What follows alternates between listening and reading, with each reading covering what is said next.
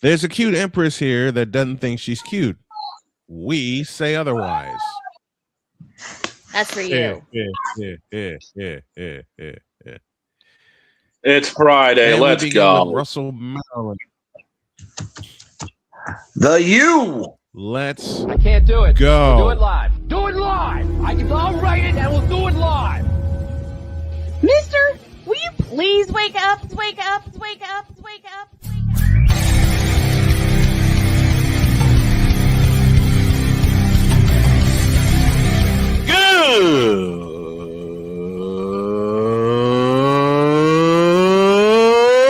Good morning. Snowman here to all you Brock Purdy and San Francisco 49er haters. Shut up. I got to thank you, Shane. I mean, whatever happened to the games where breaking 100 points was, I don't know, unusual?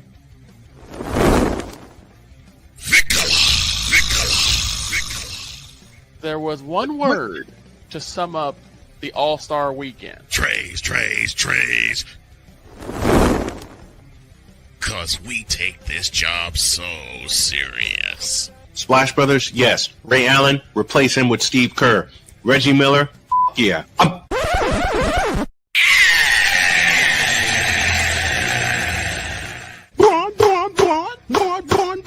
What in the all types of blue hell? I couldn't even tell you. I don't know. I feel lost. Oh, yeah! Let's go. What a finish last night's game. And That was nuts. Russell Maryland, and from Chris's card collection to lead things off, former Hurricane and former Whitney Young Dolphin. Grew up in Chicago, played football in Chicago, and now he and the rest of the Miami alumni are celebrating. Good. Yes, they are.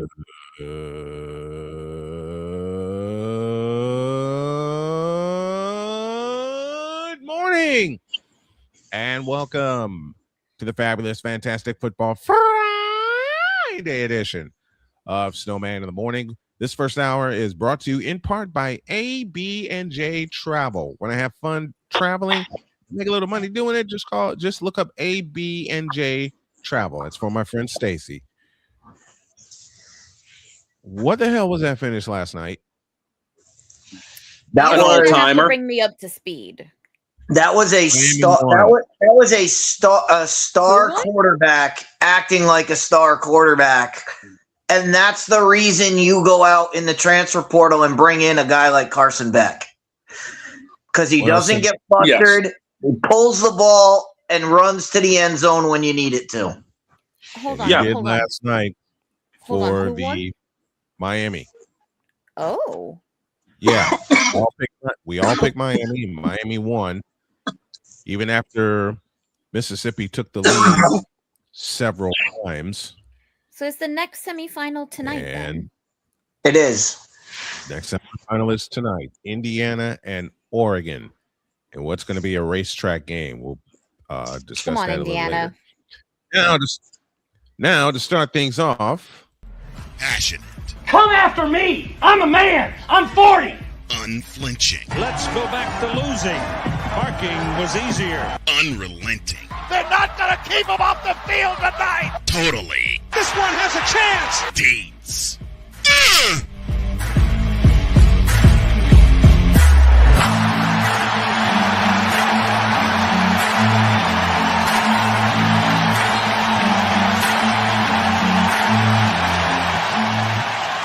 That's not just a murmur. That's a full-blown fibrillation.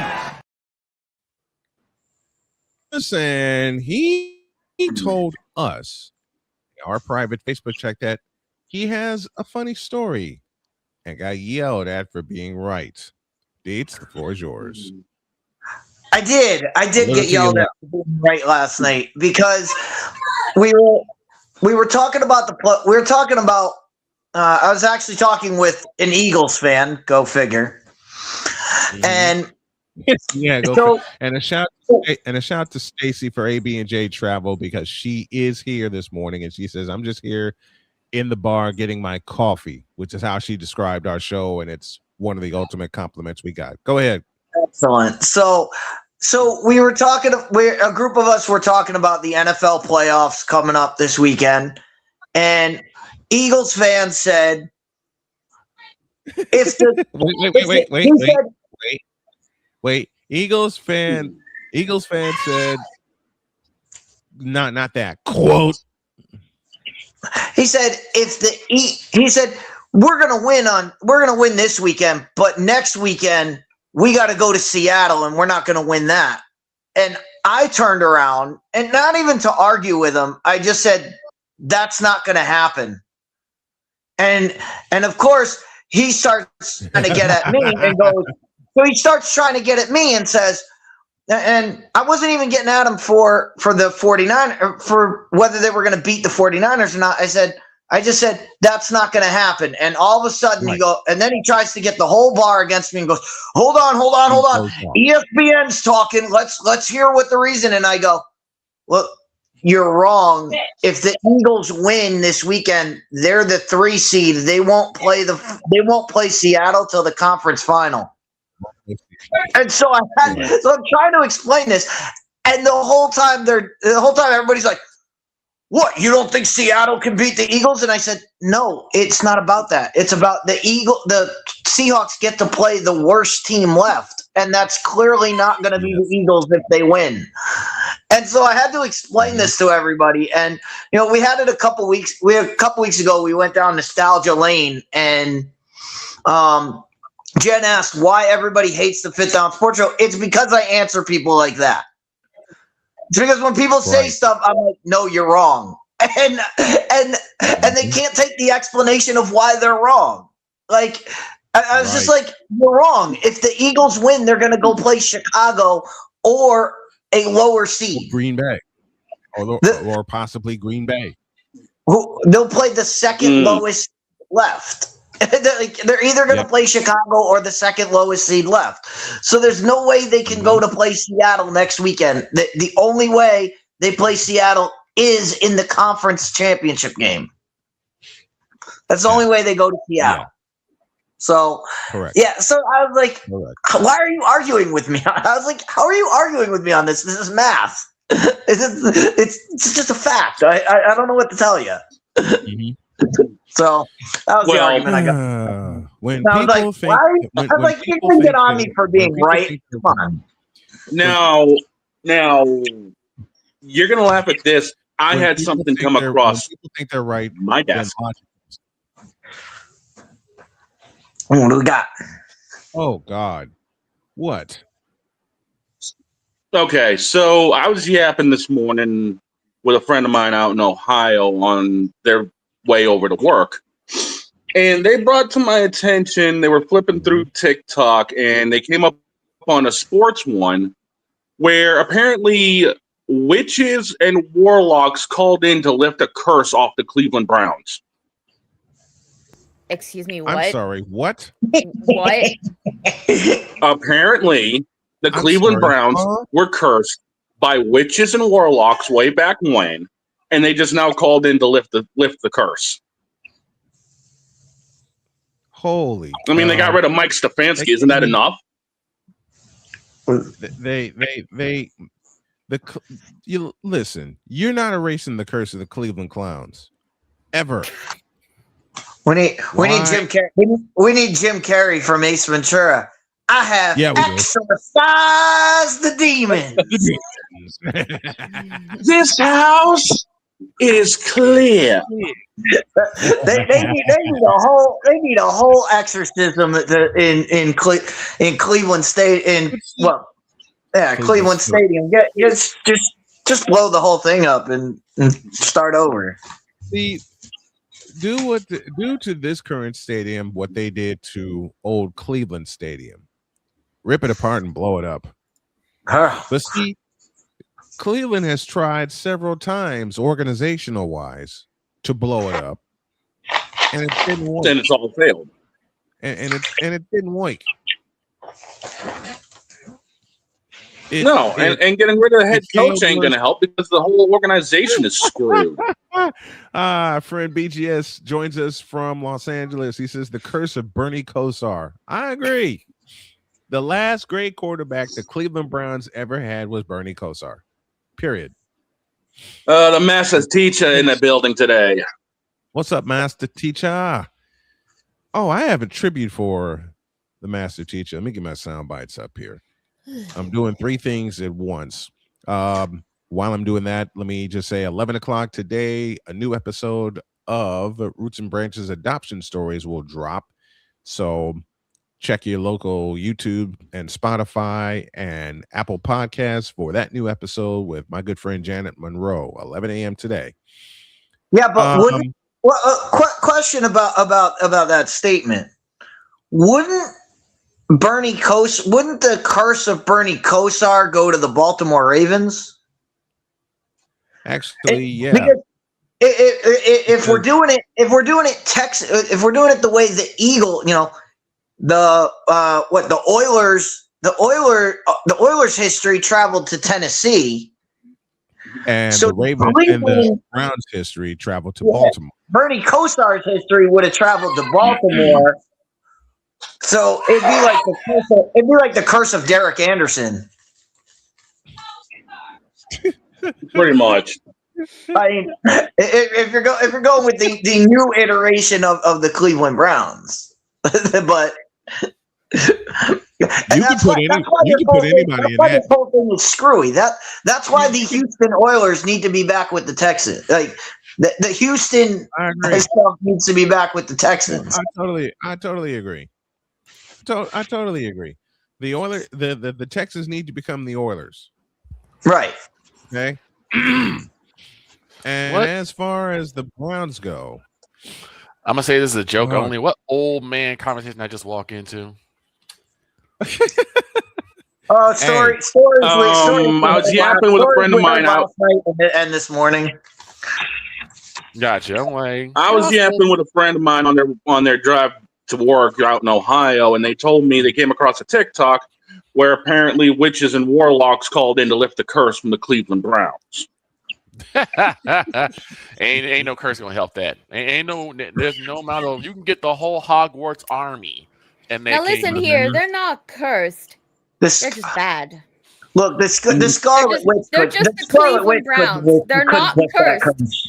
They're not cursed. We're the Cleveland Browns. Right, what you say, Dietz? God. I said the Scarlet Witch couldn't lift that curse. Exactly. It can't even get, Doctor Strange would be struggling with that. Right. Let's say you can get Harry Potter and Voldemort Everybody would together. Even Gambit would fold at the curse. At a hand, yep. Even Gambit would fold at the curse. And this one over here decides to make a poker reference. Okay, I see how it is today. Right? No, it's still a Marvel Rivals you reference. Know what? I know, but it's also a poker reference. Everybody knows Bum Phillips. Oh yeah. Oh yeah. Man, oh yeah. Speaking of Marvel Rivals, wish me luck tomorrow. Go get no, it. I had a similar conversation. Marvel Rivals Jeopardy tomorrow. Oh, okay. I'm going for my 5th win in a row. There you go. Go get him. Sick him. I had a conversation with some individuals. We were talking about this same situation about like which team should go back where.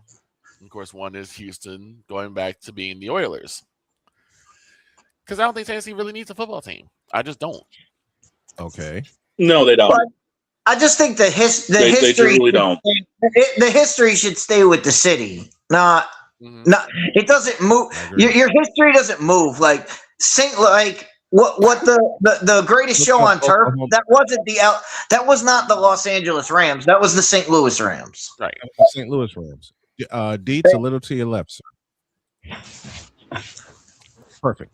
And I had someone come in and I want to keep little production. I want to keep this look going forward. So Dietz, whenever you come in, because we got the vertical stream going, just make sure you move a little to your left so we can keep that shot.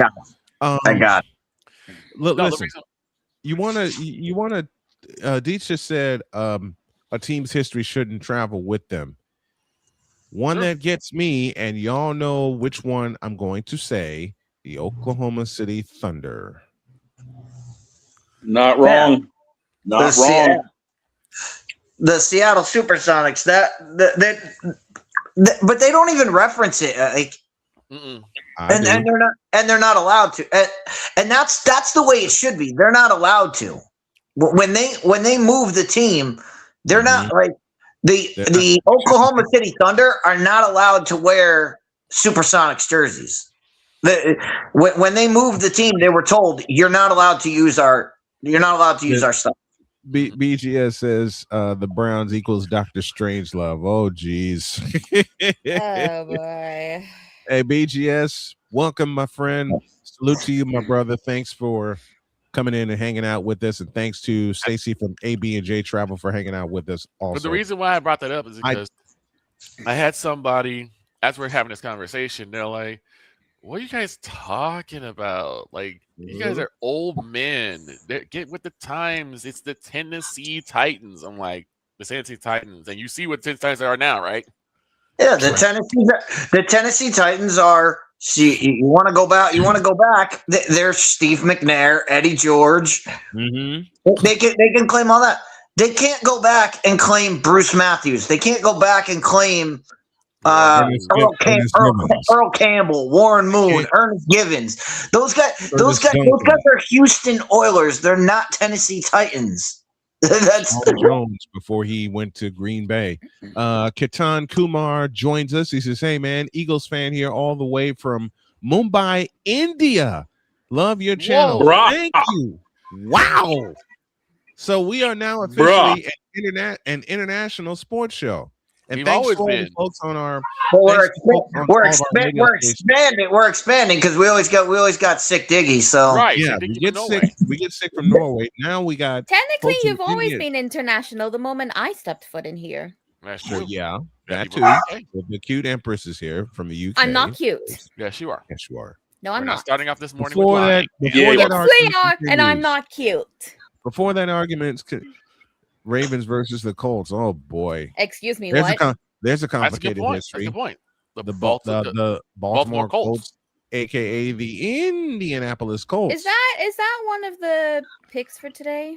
no? And you had the old Browns, which were Thank actually God. good, became the Baltimore Ravens. well, that's how this whole thing started. That's Is when somebody that said started. the curse of Bernie Kosar, and I said, well, it would travel if we're following the Tennessee Titans being the Houston Oilers, then the Bernie Kosar curse would have traveled to Baltimore.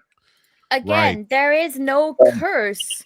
There is no curse on the Cleveland Browns because they're Well- just the Cleveland Browns. Well, the thing is, The- Jen, is the that crap. originally the Browns were actually a really good team, and then some Until shady they dealings. ran into, you know, the team that killed the Browns' playoff history, the Denver Broncos. Yeah, The drive.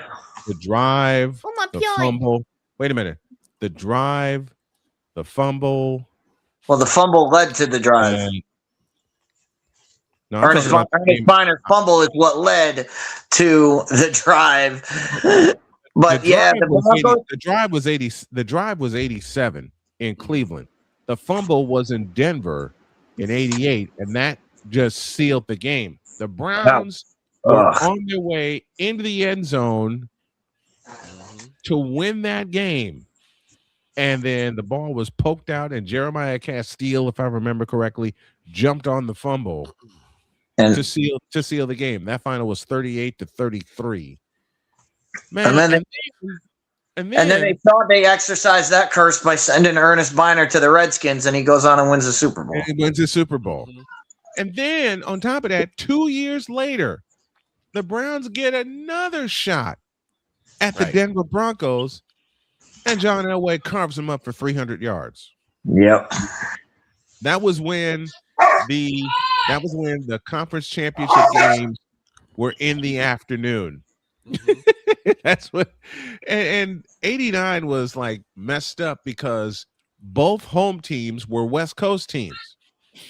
So anybody who knows time zones, they're going to get messed up. So the Broncos Browns game began at 11:30 Central Time, and the Niners Rams Conference Championship began at 3:00 Central Time, which is noon in San Francisco.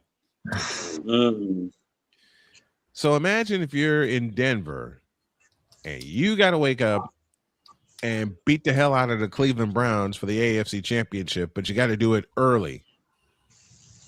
John Elway and the bunch were like, okay. And that's one of the few times that they painted the end zones at old Mile High Stadium. Mile High Stadium. Now, going back to last night, we have the Miami Hurricanes hosting the national championship because they're in it. Son of a gun. Son of a gun. How about these Hurricanes? I'll go to Dietz first. How about these Hurricanes? And you said it best to lead off the show, that the championship quarterback being a championship quarterback, especially on their final play when he pulled it and zipped in the end zone from 4 yards out to win the game. Yeah, that's why they got Carson. That's why Carson Beck went there. I mean, that's why they brought him in. They knew they needed a guy who could lead the team, and that's the thing about Carson Beck that I think people are missing, and you saw it last night when they kept bringing up, oh, he's the 6th rated quarterback, and in the NFL draft, there's something about Carson Beck. Yes. And you're not going to confuse Carson. Carson Beck's seen it all. He's been in national championship games. He's been in SEC championship games. He's been in huge games against Nick Saban defenses. He's been against the best of the best. He's seen it all. He has.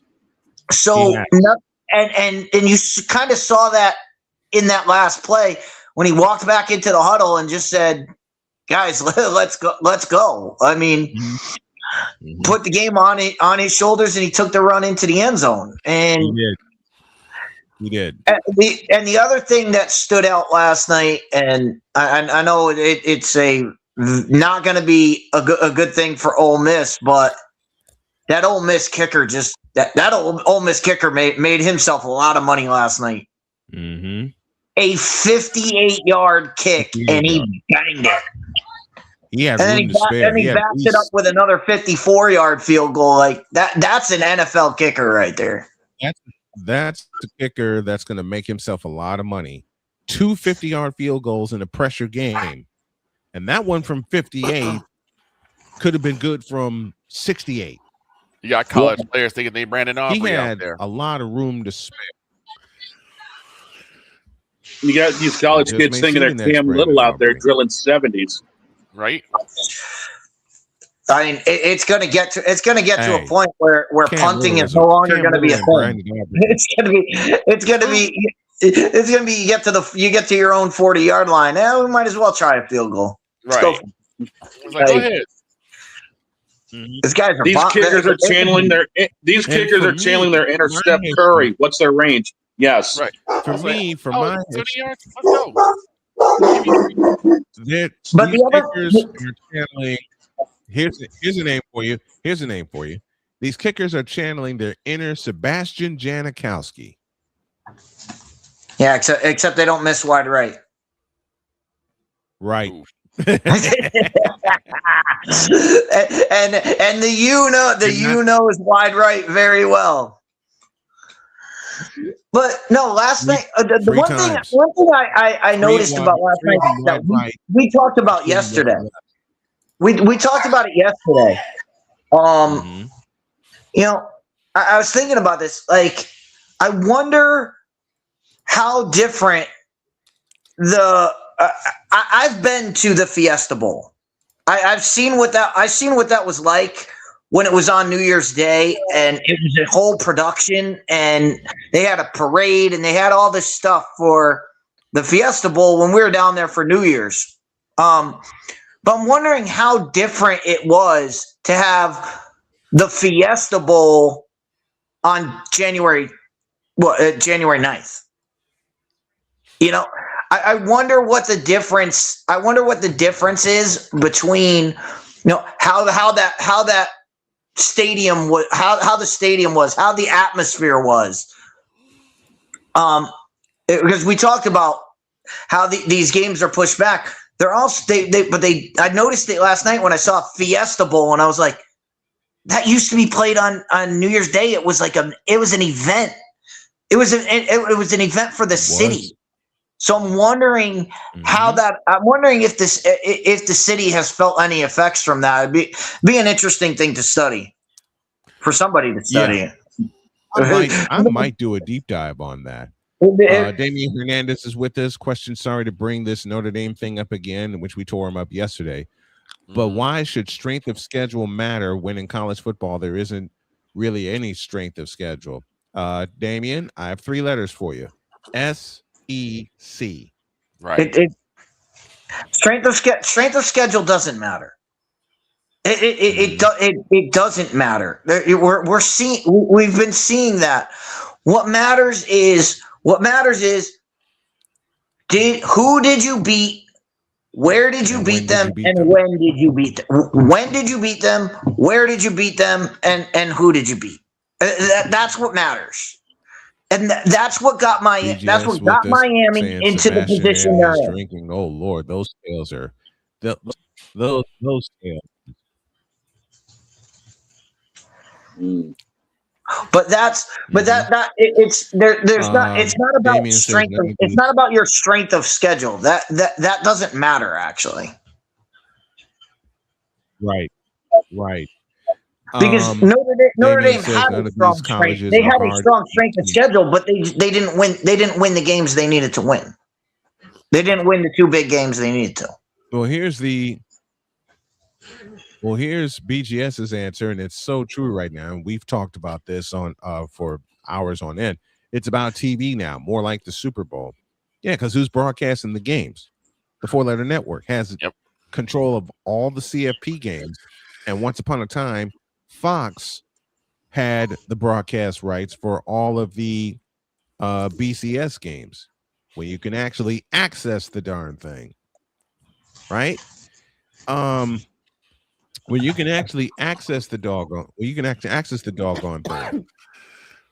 And I wouldn't be surprised in the coming years if the Super Bowl went behind a paywall, which in part it is, because it's Super Bowl 58. It was broadcast on CBS, but it was also streamed on what the heck is that? Paramount Plus.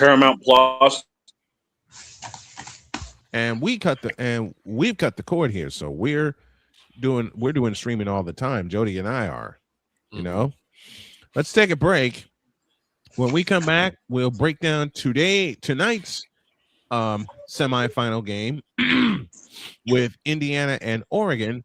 I'm gonna go get a drink of water, and I have a few random musings up my sleeve. And then in hour 2, Deb Whitkus will join us for our picks. It's the Football Friday edition of Snowman in the Morning. We're back in the deuce.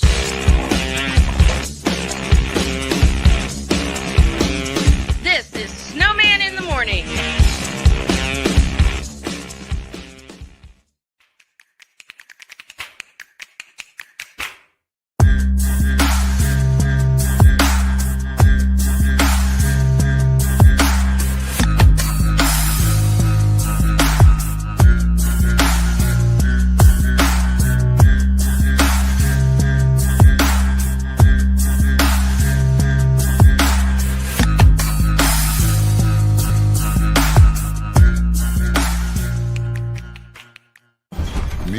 The Scan, a simple procedure whose mission is to detect lung cancer early.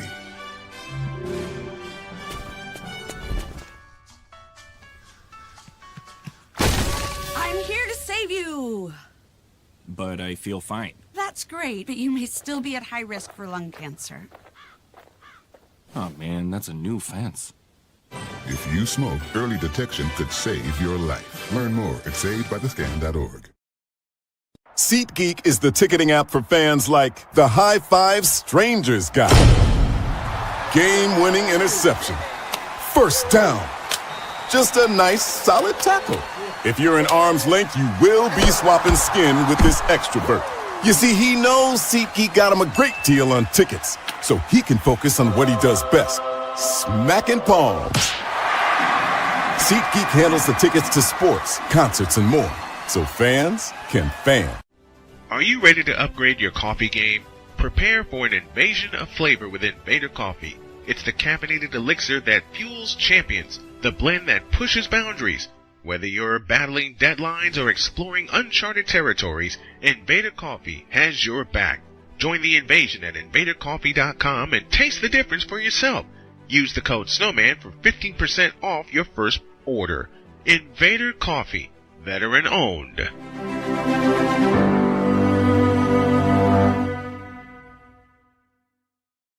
Hey everybody, Snowman here. Looking for the best way to experience live events? Well, SeatGeek has you covered. With just a few taps on your phone, you can find the best seats for concerts, sports, theater, and more. Don't miss out on unforgettable moments. Download the SeatGeek app today and get ready for an experience like no other. Each ticket is vetted for authenticity and ranked on a 1 to 10 scale. And right now, if you sign up and use the code Snowman, you will get $20 off of your first purchase. That's only through the power of SeatGeek, where fans can fan.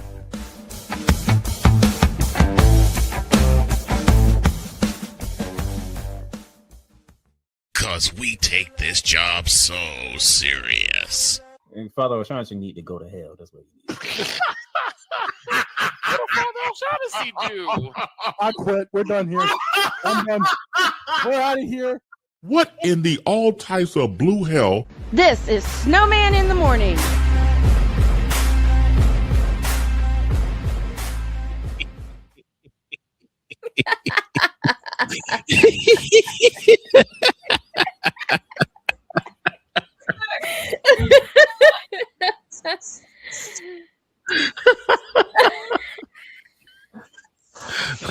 Father Shaughnessy need to go to hell. This way. Father Shaughnessy need to go to hell. This way. I love how it's at my expense. And there's a couple of my expense. I didn't do a damn thing. I didn't do a damn thing, and I get told to go to hell. Father O'Shaughnessy did. You know what? That's the thing. Father O'Shaughnessy didn't even do anything. Right. You know what makes it so bad? Father O'Cochran set him up. Yeah, I was gonna say. I think Playmaker got confused. Father O'Cochran set him up. And just a little follow up to our discussion from the last segment.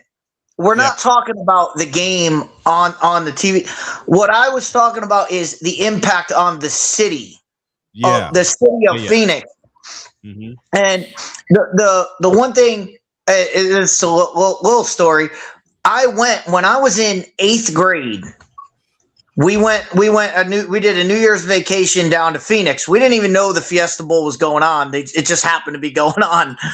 Right. And we went to the parade, and me being a dumb kid, I just ran up to the front and tried to, just trying to see what was going on. And it happened to be Kansas State versus Syracuse.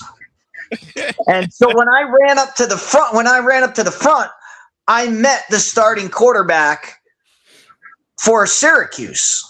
And at the time, I'm like, this guy plays for Syracuse. It's not going anywhere. Uh-huh. Yeah. That guy was Donovan McNabb. All of a sudden, I see him get drafted. I'm like, hey, I met that guy. Right. Former Mount Carmel Caravan quarterback. Mm-hmm. So Donovan McNabb with his Chicago roots. Okay. Before we go on and we break down Indiana, Oregon, and then hour 2 happens, I have a very funny broadcast story. Uh-oh. And I'm going to take y'all back to 2013. And Victor and Shane, you remember this story. Mm-hmm. And I'm doing a retro version for laughs of the Don't of the Week.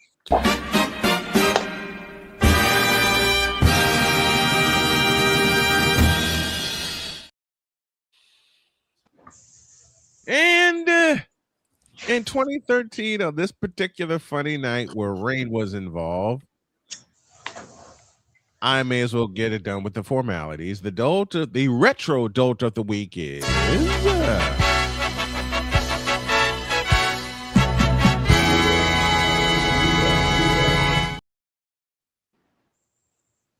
it's myself. Oh. And here's what happens. 2013 was covering the Roosevelt Lakers, and we had a baseball game that was scheduled for a Friday. But because of impending weather, i.e. a storm that rocked Chicago that was coming in, they moved. It was actually scheduled for a Saturday. I beg your pardon. They had to move the game to Friday so they can get the game in before the crazy weather happened.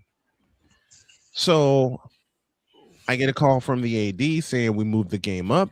You guys need to be here at 5 o'clock because we have a 6 o'clock first pitch. I said, that'll work. I called Mark Farina.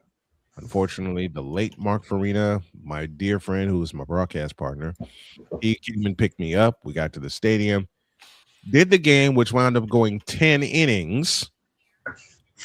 And we got it in, packed up. We're getting ready to leave.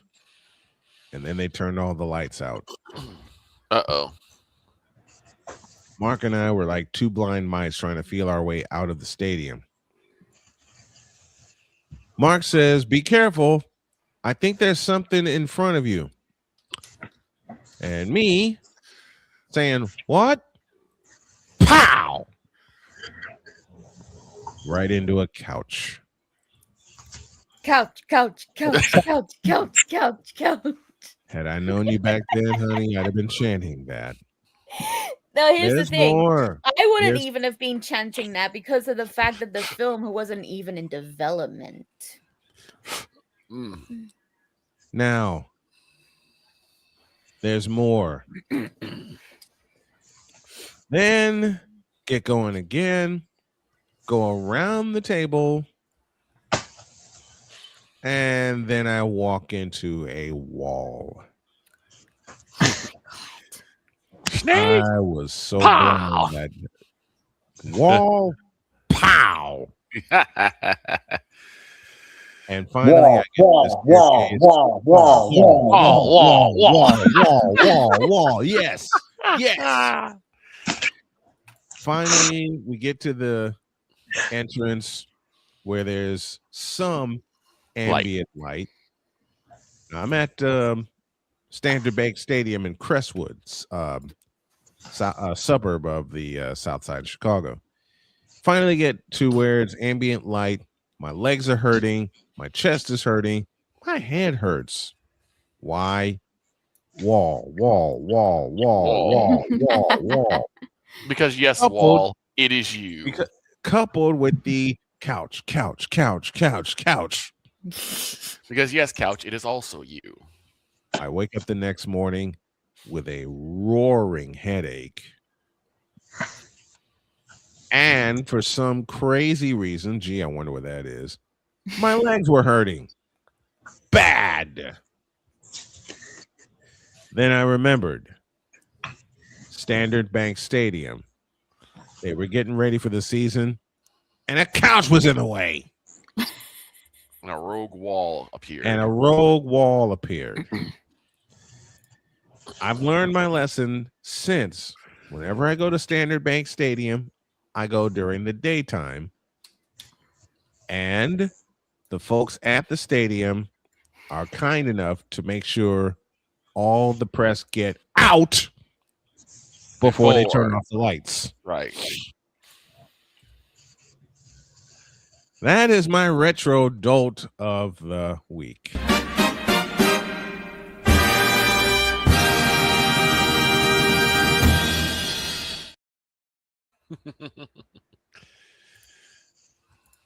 And to think the game went 10 innings. Oh, boy. The game went a full 10 innings. And there were two out in the bottom of the 10th when Roosevelt got the winning run home. I have a whole truck story that's like that, though. What happened? We had a good game. This game went about 14 innings. It was 10-10. Oh, jeez. Home team is on winning runs at third base with 2 out. Pitcher doesn't come set. He takes a sign and he tosses it to the third base. Clear ball, right? Yeah. The umpires look at me. I look at the umpires. I'm like, we have a meeting.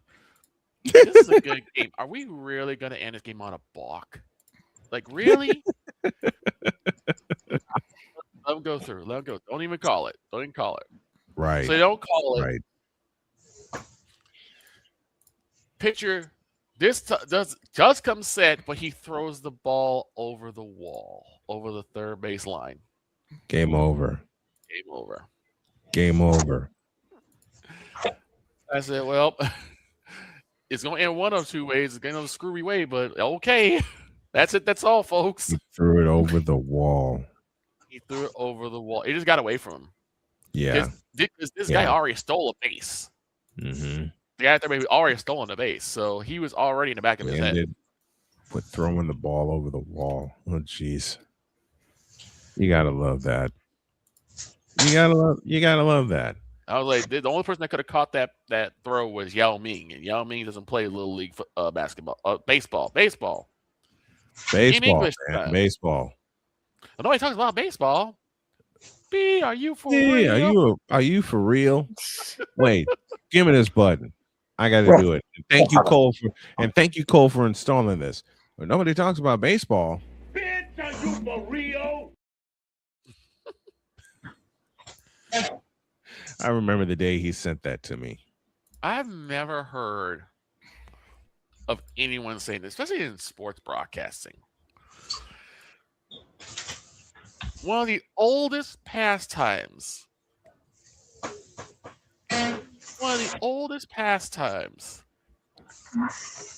Nobody talks about it. What? I was told by a certain individual when I lived in North Carolina not to talk about baseball. What did you do? I talked about baseball a lot. I mean, say that you have. I do it every day. Well, practically every day. You have two That's the most ridiculous statement I've ever heard. Yeah. And you know something, Dietz? Jay Spivey was with me in that conversation. But the only time that he wanted us, just a moment. The only time he wanted us to talk about baseball was when Hank Aaron passed away. And a little to your left, Dietz. And I got the clear instruction. You want to talk about something? You want to talk about something ridiculous? I got the clear instruction for me and Jay to keep the segment to 20 minutes. In my head, I'm thinking, bitch, are you for real? 20 minutes for Hank Aaron. You know how long that segment was? Please say it went over an hour. 85 minutes. Good. 85 minutes. No commercial. Didn't take a commercial break or nothing. We just talked Hank Aaron, his impact on baseball and baseball. Jay and I did for 85 minutes. I've never heard of it. But do you want to know how dumb that statement is? No, this is somebody who's telling you that they run a sports radio network, right? Right. This is a sports radio network. Mm-hmm. The originator of sports radio networks is WFAN in New York. In New York, yep. They talk baseball 365 days a year. They have strict baseball shows on every single day. They talk baseball. Mm-hmm. So if you're telling me, nobody listens to it, the thing that started sports radio is baseball. They still do it. So Get out of here. Get out of here. WFAN premiered their all sports talk in '87 with Mike and the Mad Dog. First thing they talked about on their first show, guess what? Baseball. So once again, translation. Go ahead, Victor. In this group, you have a Mets fan, two White Sox fans, one Red Sox fan. Of course, we have a slew of Yankee fans. We have a couple Cub fans. Yep. You mean to tell me that you don't think anyone talks about baseball? I guess he thinks no one in North Carolina talks about baseball because I guess they'll have a question. It's the same thing. It's the same thing. It's the same thing that people say, "Oh, you're a sports program. You can't talk politics." What was the first show on WFAN? Imus in the morning. Imus in the morning. This is where you go. Like, no, follow what the grandfather of sports radio. They didn't even start with a sports radio program. They had Imus in the morning, and then it went into the sports radio side. So you can do both. It is possible. Right. And Imus in the morning talked about everything.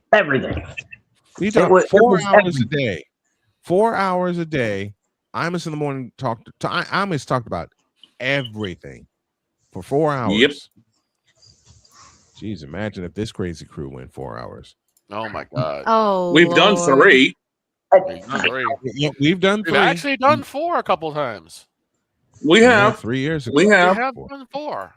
3 years. I was never here for those 4-hour ones. Oh, those are a long time. Yeah. I remember being part of it. I remember being part of it. I would love to do like a 4-hour special with you guys sometime. Don't tempt me. This is the You know what? Let's make a deal. 4 hours, completely uncensored. We talk about whatever we want. You don't want that. Yes, I do. I mean, no, you're talking about. Yes, I do. No, you don't. Yes, I do. Okay, let's okay, you know what? Hold up. Let's really make this interesting then. Let's really make this interesting. What? The next time we go 4 hours, this one has a super stream for it. I was gonna say we're talking about the cute empress that does you 60 do it, to Jen? 70 to 100-hour streams. Hey Jen, you really want to make this a double play and put it on your net and put it on your stream also? Why the hell not? We'll discuss that later. Let's take a break. Done. When y'all get back, Indiana versus Oregon. Who wins and why? Make your picks in the chat. First one to 50. Screw that. First one to 60. I don't think so. First one to 500. No. I know this is not going to happen. It's going to be like a 30-point game, but first one take the under tonight. Yep. I'm telling you right now, these defenses came to play. They did, especially Indiana's. Good Lord. In my mind, I'm thinking first one to 60 wins this game, but that's not going to happen. Okay, hang on. So actually, I do have a question about the college stuff. All right. So the second semifinal tonight is the final then next week. No. 2 weeks. The final is January 9th. The final is January 19th. Yeah. Mm-hmm. The final is 2 weeks. It's like finals a week. Why is it on a Monday? Who cares? It's like what I had with the. We talked about it yesterday. It makes no sense to put it on Monday, but I do know why. I do know why they give them 2 weeks. I do know why they give them 2 weeks. I'll explain that when we come back. Okay. Yeah. Yeah, Super Bowl gets like what, 2.5, 2, 3. Hey, AM for you. Hey, Yam Clapper, take that. Nobody talks about any member of my crew and gets away with it. Oh Lord. Back in the deuce.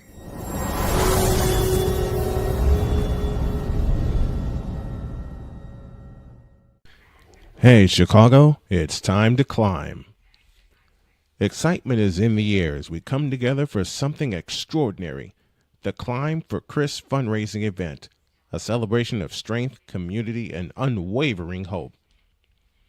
one of our own, Brother Rice class of 2009, a leader, a coach, a friend, a father, Chris Hilliard has spent his life lifting others up, guiding young athletes, inspiring students, and taking every chance to explore the world with his wife Lauren and their 1-year-old son. But in September of 2024, everything changed. Chris was diagnosed with a rare aggressive brain tumor. Since then, he's been in constant, grueling treatment, traveling out of state almost every other week, from last-minute flights to long hotel stays to meals and rental cars. The bills add up fast. Chris is now a part of an international clinical trial, a treatment path that gives real hope. But staying in the fight means staying in the program, and staying in the program means more travel, more time away, and more mounting expenses. So now it's our turn to show up for him. Join us at Climb for Chris, featuring live music from Maggie Speaks, great food, drinks, raffles, and a community ready to stand tall. Every dollar raised goes toward Chris's medical and travel costs so he can focus on healing, not bills. Every $10 makes a difference. And if you can't give today, sharing the page helps more than you know. Chris is always the one who shows up when it matters. Now we climb for him. Be a part of the miracle. Be a part of the movement. Join us, support, pray, and share. Together, we climb. Learn more and contribute today at Climb for Chris by visiting climbforchris.com.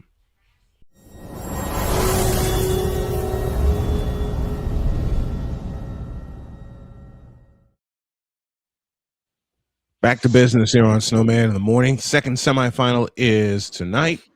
It's the top-ranked Indiana Hoosiers taking on the breakneck Oregon Ducks. And the person who was saying that Jen doesn't serve a purpose here, yeah, you're out of here. Hit the road, Jack, and hit the road, Jack, and don't you come back no more. Yeah, well, clearly you haven't watched. Clearly you haven't watched all season. Right. Clearly you haven't seen. What are we doing here? Come on. Clearly you haven't seen. And the magic question was asked. I will obey a rule here. Clearly you haven't seen Jen kick our butts in the picks this year. In the picks. So yeah. So get out. You get the heck out of here and don't you come back. But actually, it was a perfect comment because we just talked about you can do more than sport. We can do more. It doesn't. I mean, I'm the person here who runs the Uma Musume races. We can walk and chew gum. We can walk and chew bubble gum at the same time. I have a purpose. We can do two things. I have a purpose. I swear. Yeah. So, get out of here. She has more. Let's see. You know what? Let's see. Uma Musume's, the arcade. Right. The anime good. Yeah. You know what? You know what? For the person who made that comment, this is for you.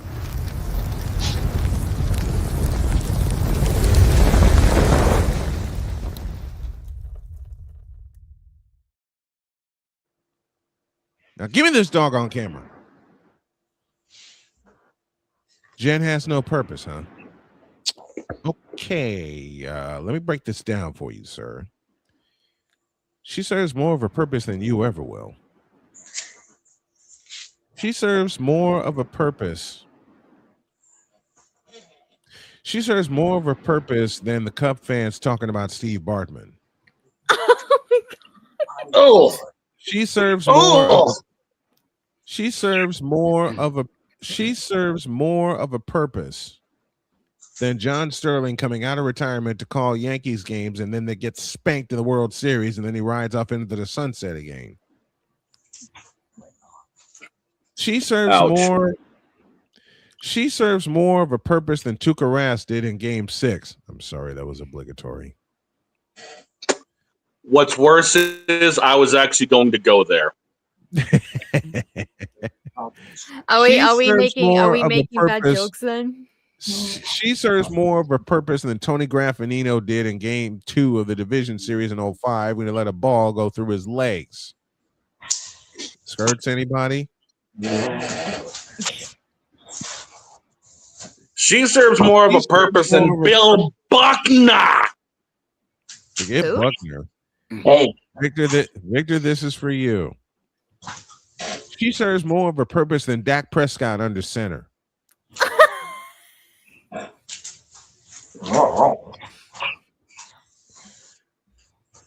She serves more of a okay. This is for Victor Napoleon. This is for Victor and Dietz. She serves more of a purpose than Matt Uberfools did as a defensive coordinator. Look at Napoleon's comment in the chat. She serves more of a purpose than the Raiders being in Las Vegas. How about those apples? Move myself here. She serves more of a purpose. She serves more of a purpose. Okay. She serves more of a purpose than you did in this chat a few moments ago. She serves more of a purpose than Travis Kelce's bank account. Oh wow. Okay. This one's for Jen. This one's for the person who tried to clown, and I'm gonna pull an Uno reverse card. Jen serves more of a purpose than Niji Sanji.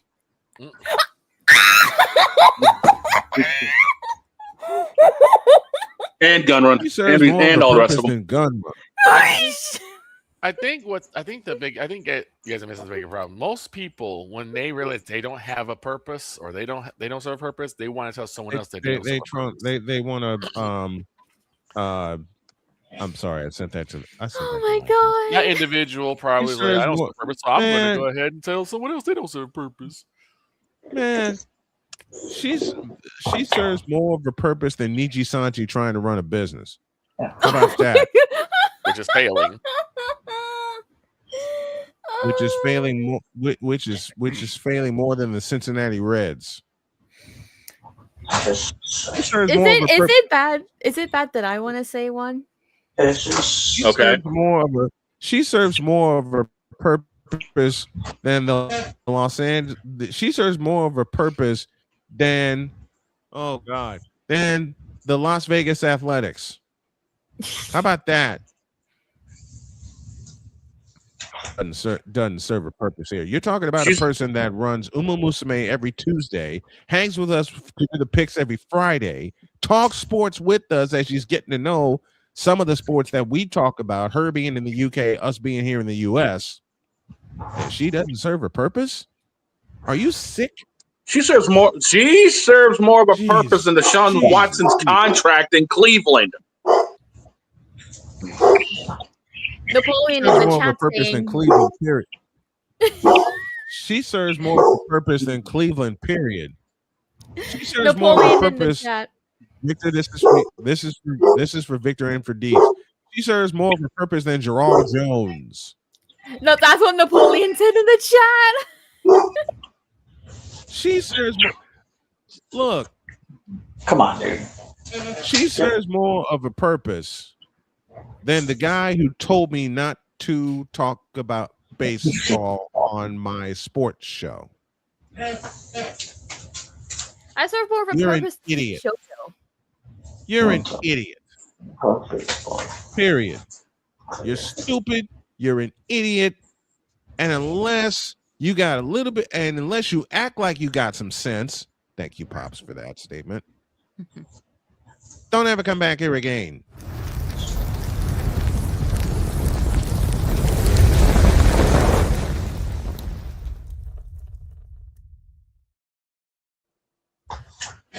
And that's that. A break, and then we talk a little WNBA with Allison Moran, and we don't know what the hell is going on with the Napoleon. A brick wall serves more of a purpose than Gerald Jones. I don't know why you even put that up there. Hey, that's Napoleon's comment, not mine. Yeah, here's one that he put that you missed. Napoleon says she serves more of a purpose than Geno Smith all season. Well, like I said, a brick wall can serve more purpose than Geno Smith. That's why I tackled the Raiders. That's why I tackled the Raiders. And as a joke and a joke only, and our guest is going to laugh.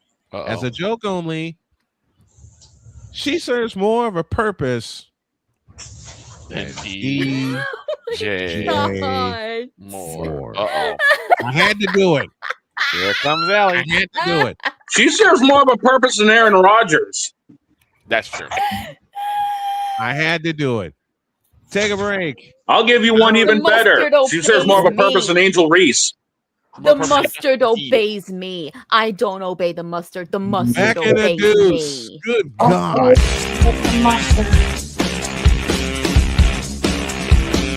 This is Snowman in the morning. Whether it's news, the largest egg producer finds bird flu in chickens at a Texas plant, weather, devastating tornadoes rip through the heart of the United States, inspiration, a breast cancer survivor completed the journey of chemotherapy and now begins a future one of matrimony or sports. Michael Jordan is shown on a photo with Diddy. LeBron James has a video extolling the virtues of a Diddy party. This has been yet another beating a dead horse presentation. We got you covered. BS3 Network, in association with Comey Media Incorporated, proudly present The Morning Shift with Cole Johnson. Live every weekday at 8 a.m. Eastern, 7 a.m. Central.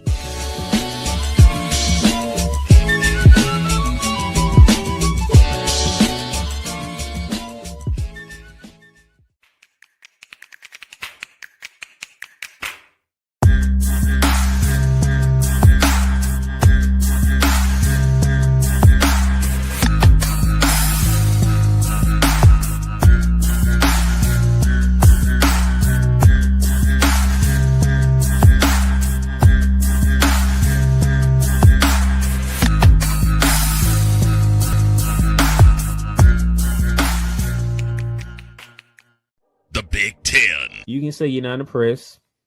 You can say you're not happy. You can say all these things, but no, whatever the case may be, the Buckeyes are on top of the football world. And it's just where it is. The SEC. And what does Georgia do? Well, as a team that has a championship pedigree would do, they came out full guns blazing, just like a tested SEC team would do. And Big 12. That team right there that is ranked 15 that put up 45 points. Yes, sir. They were picked dead last at the beginning of the season. The ACC. Start with the biggest name first. Chapel Bill now. It's no longer called Chapel Hill. It's called Chapel Bill because Bill Belichick is now the head coach of the North Carolina Tar Heels. The CFP rankings, do away with that. Right. Do away with it. Bring down the gridiron on the Playmakers Blog Network YouTube channel and where you can find podcasts. Cause we take this job so serious. Nacho fry. Would you like a nacho fry? Would you like a nacho fry? What in the all types of blue hell? This is Snowman in the morning.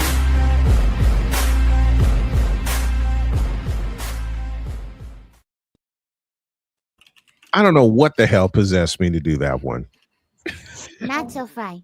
I don't know. Fry? I don't know what the hell possessed me to do that one. Napoleon did. Boy. Napoleon did. I don't know. Yeah. Yeah. We owe you an ID. This is Snowman in the morning. You're listening to WQVZ, 1700 AM Mission Radio. For me and the Lord, we got an understanding. You like that? You like that? You're listening to WBWS-DB, your new Chicago Sports Hub radio voice. You like that? You like that?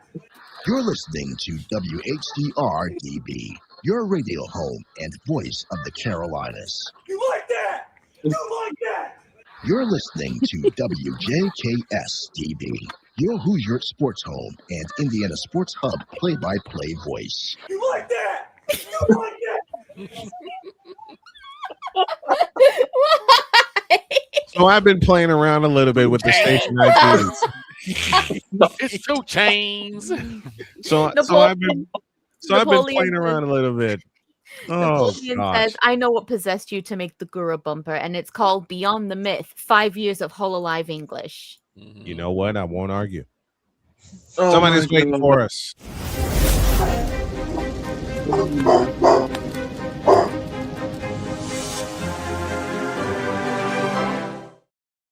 We have another queen. Yes, we do. Greetings, my subjects. Greetings.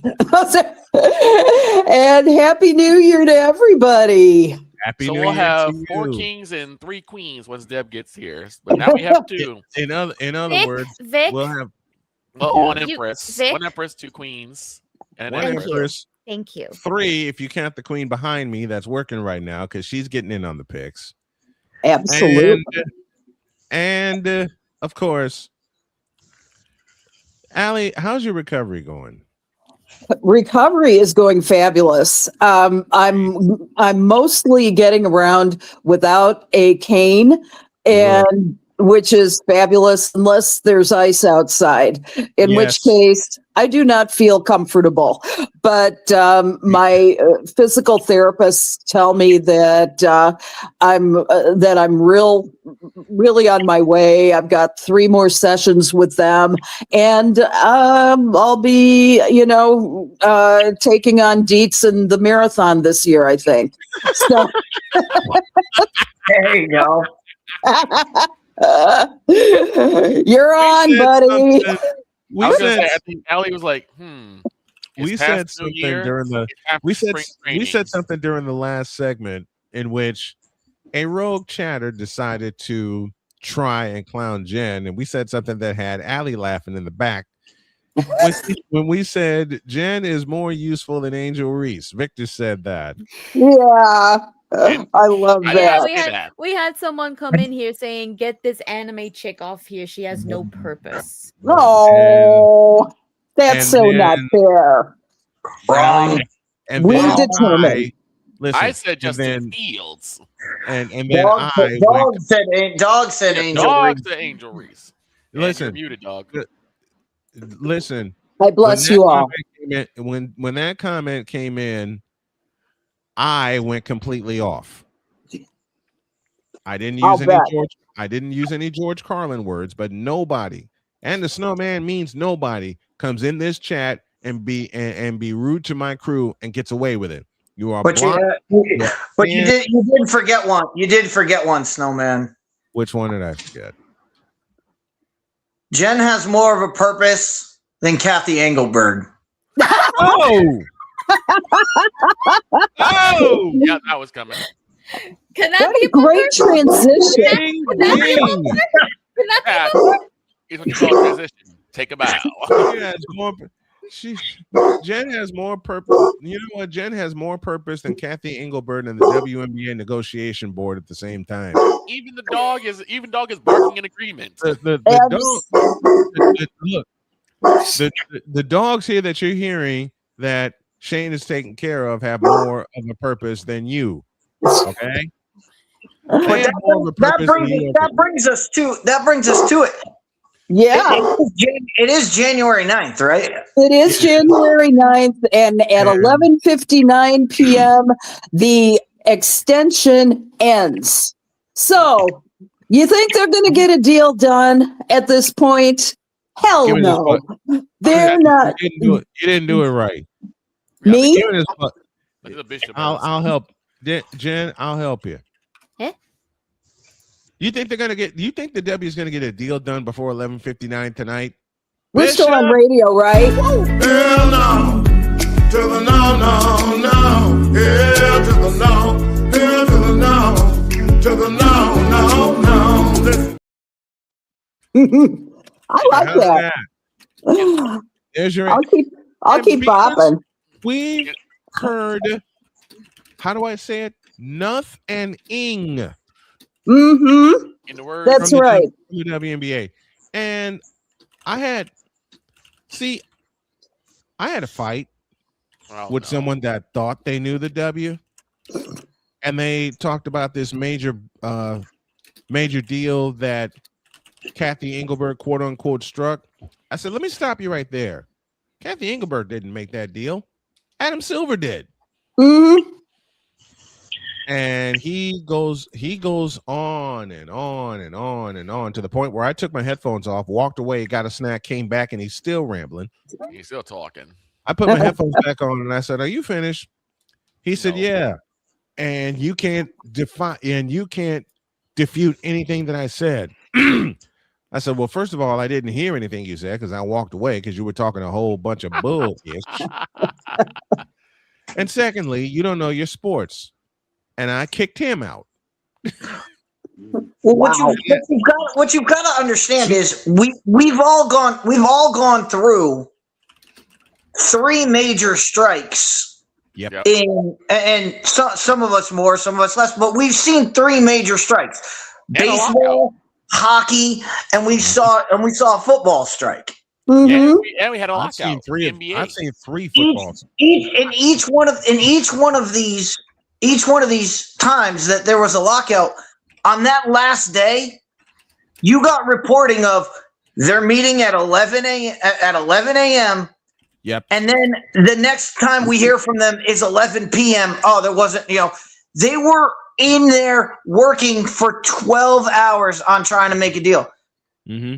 Is there even a meeting? Like, no. We don't hear anything about the 2 sides meeting together.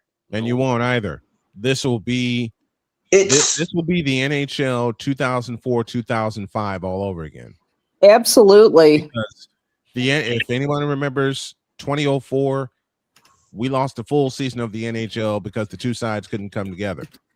We lost a good chunk of season. We lost a good chunk of an NBA season due to a lockout. 2011. Exactly. And yeah. The season was shortened to 60.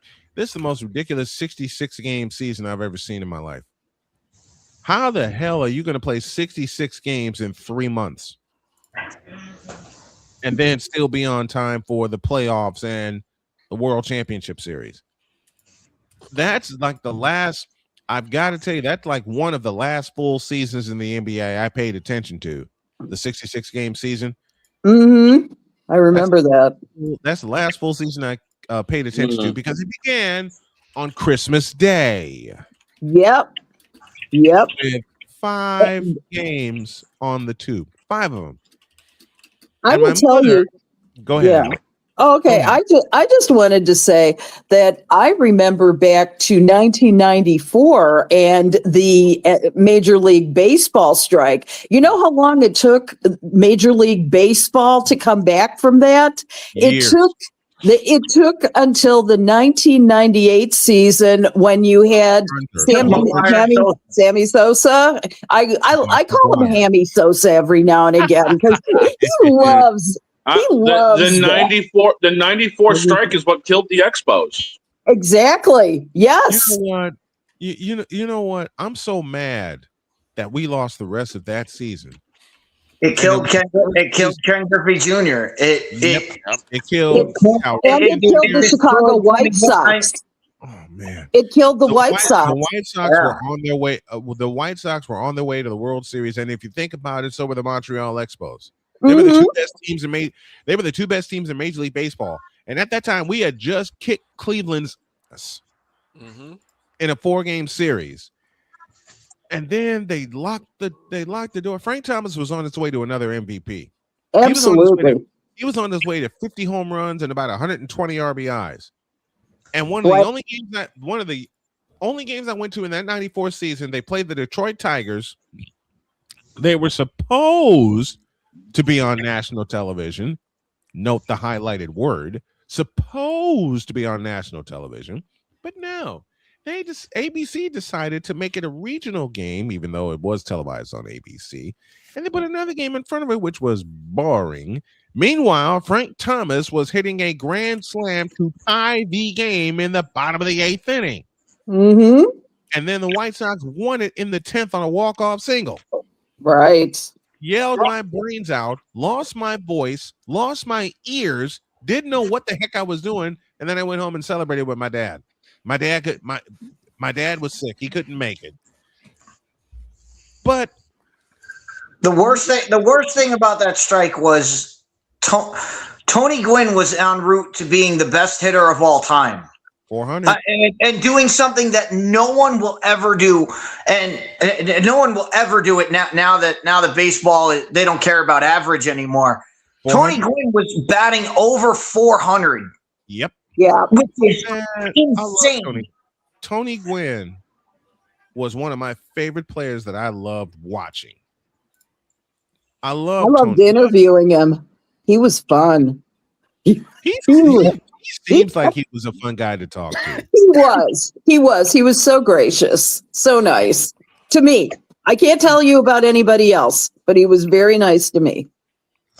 Well, I had a chance to interview a former Bulls coach, despite people telling me I wouldn't be able to do it, and that was Tom Thibodeau. Oh yeah, Tom sat there. Listen, Tom is hard-nosed, but he'll sit down with you for a good 20 minutes and talk about any and everything.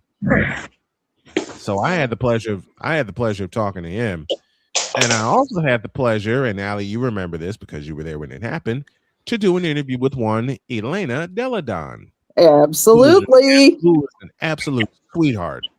Absolutely. And she was an absolute sweetheart. Okay. But WNBA, what are you doing? That's all I got. That's all I got to say. Now I'm willing to bet you that what Chris just said will come to fruition. We will hear nothing. Nothing. Here's the latest though. Because I feel a distinct obligation to give this information out as to where the strike is and where the negotiations are at this moment. Now, sources familiar with the discussions say that the union proposal suggested a 30% revenue share in addition to increased salary caps that would reach $10.5 million. Now, the league believes that this would result in $700 million in losses, which the union disagrees with. Of course.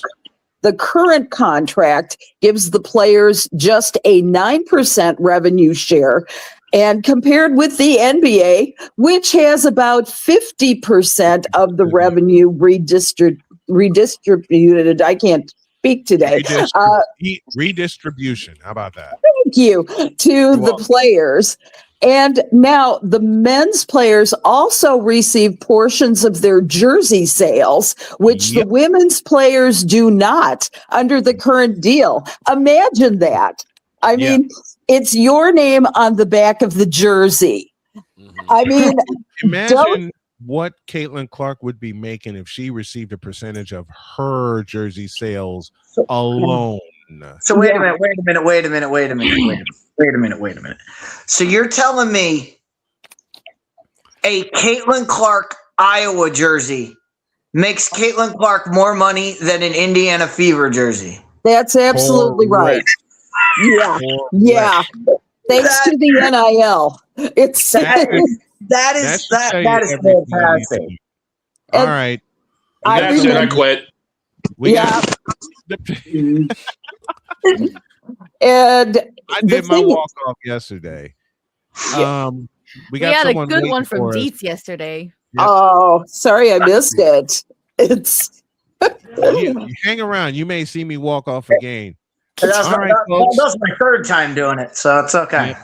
All right, folks. She's here with us every Friday to make some picks. And a very dear friend of the show, please welcome two-time Emmy Award-winning producer, the one, the only, Deb Whitkus. So what kind of poker hand? Happy New Year, girlfriend. Hold on. What kind of poker hand would this? What kind of poker hand would this be? You got 4 kings, 2 queens, and an empress. What would this be? It's a queendom. It's a poker term we haven't come up with yet. And since Deb is here, and I'm afraid of what they're going to do on Sunday, I'll just go ahead and get this out of the way now. We might not hear it on Sunday. Yeah.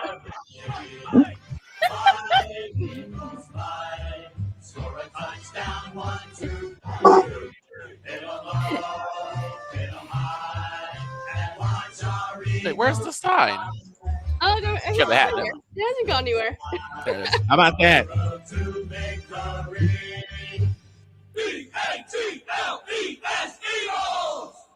I had Jen singing that when I popped into Discord one day. And given the fact that it is at Lincoln Financial Field, the home of the world champion Eagles, I have a surprise for you, Deb. Somehow I found this.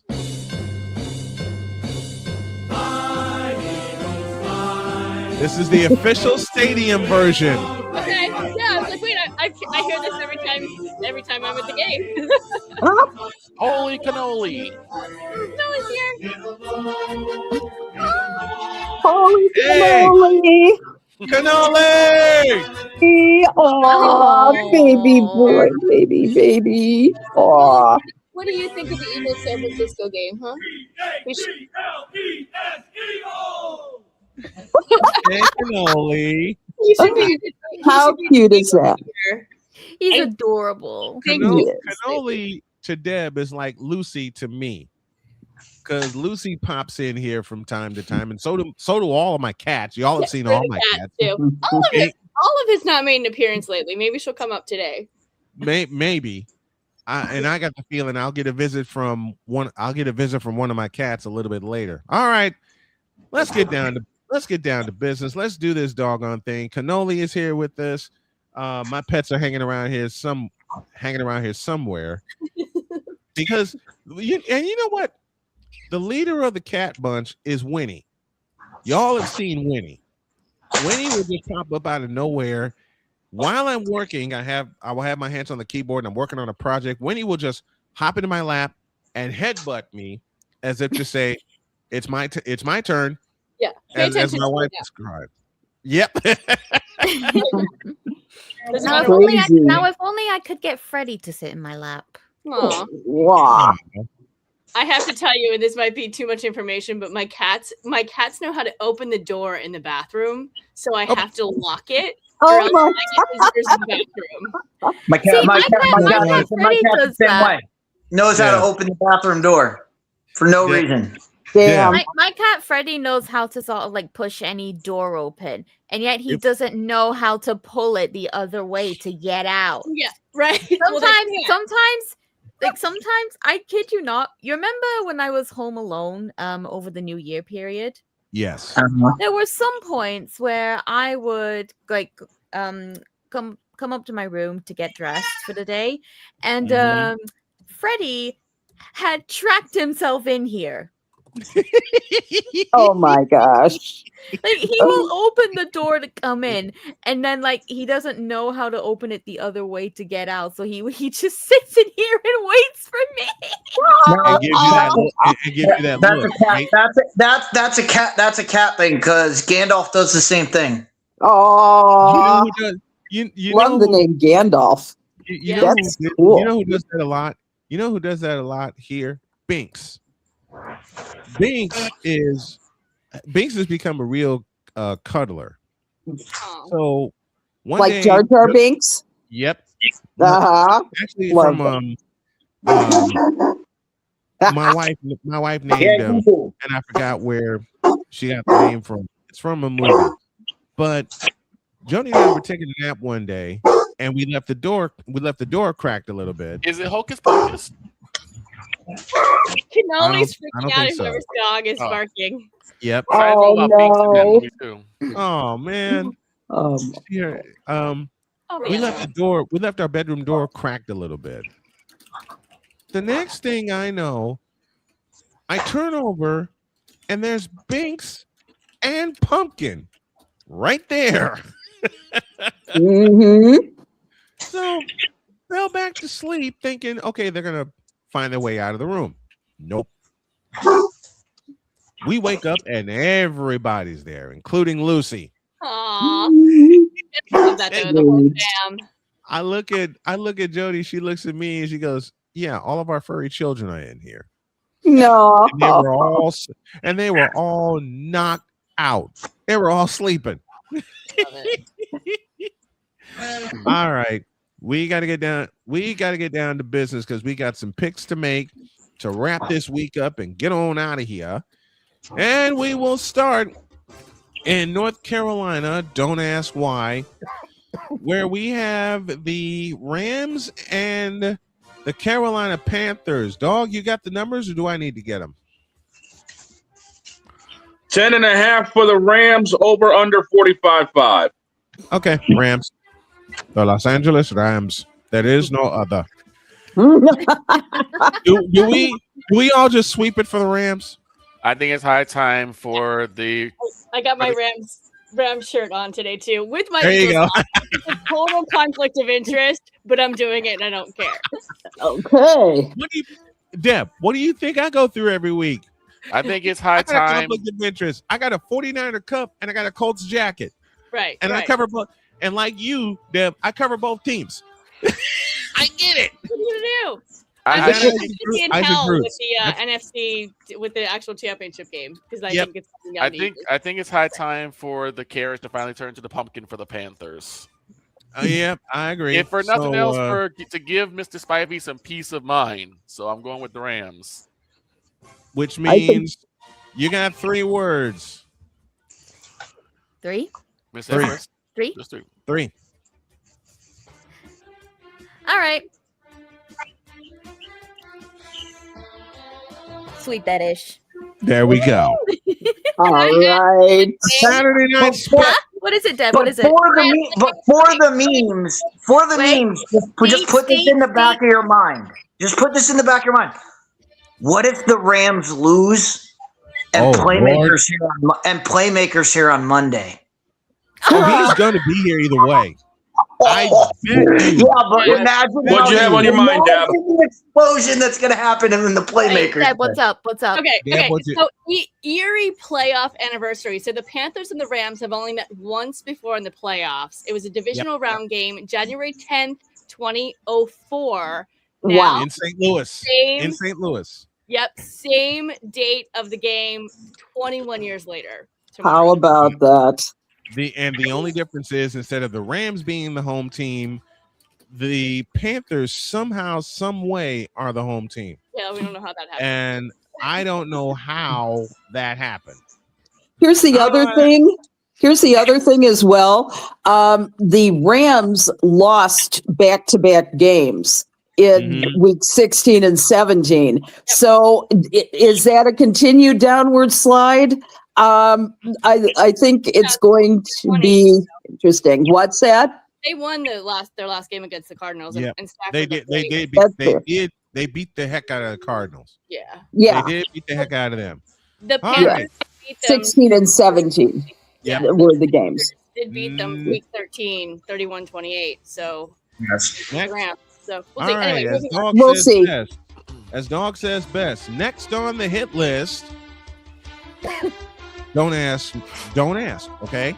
It's the Green Bay Packers traveling to Chicago, where it will be a balmy 9 degrees at kickoff to face the 2-seeded Chicago Bears. Dog, give us the numbers. Green Bay favored 1.5, over under 44.5. And again, as I mentioned, this is going to be a balmy 9 degrees at kickoff. Meanwhile, here today in southern Indiana, it is 64 degrees. Wow. Holy cow. We're in Los Angeles right now. Damn. That's like us yesterday. I took Lucy out this morning, and I put my sweatshirt on, partially because I'm on blood thinners. I walk out, and it's bomb. You would think it was a summer day. Just getting started with a summer day. Yeah. Crazy. I'm going to start with Dietz on this round. Dietz, talk to me. Well, the biggest thing in this game is, can Green Bay keep Jordan Love? A, can they keep him healthy? And B, can they keep him standing upright? Right. Because when Jordan Love played the whole game, the Packers wiped the floor with the Bears. When Jordan Love went out, the Bears beat the Packers. So Jordan Love has got to stay up. And what's the best way to keep him healthy? Run the game. Hand the ball to Josh Jacobs. Yep. Run the ball. Hand the ball to Josh Jacobs. Let him do his thing. And this one's for Victor. Yeah.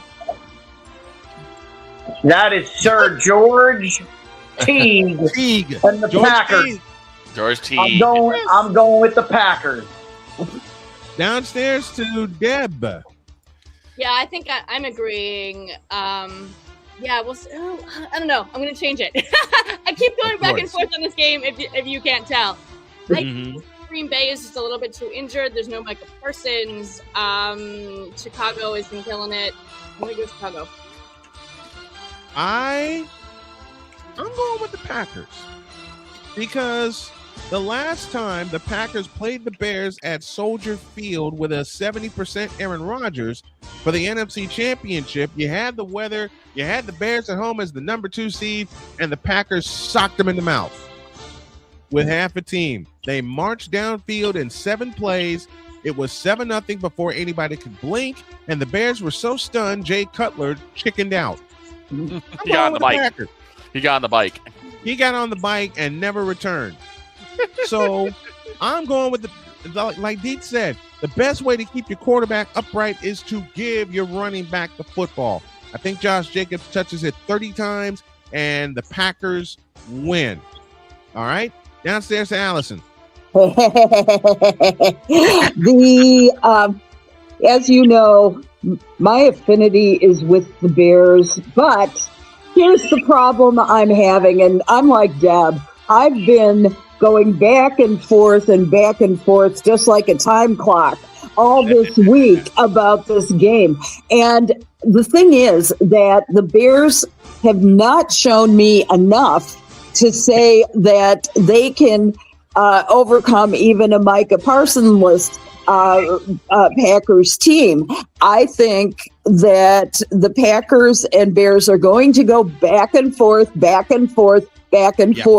and the final possession's going to win the game.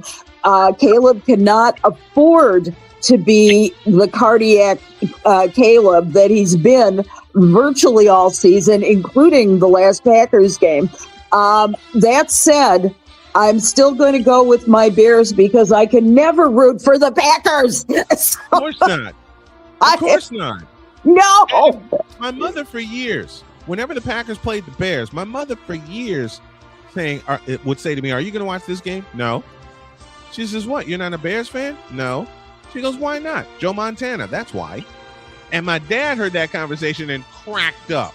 He didn't hit you or anything, huh? Dog, you're next.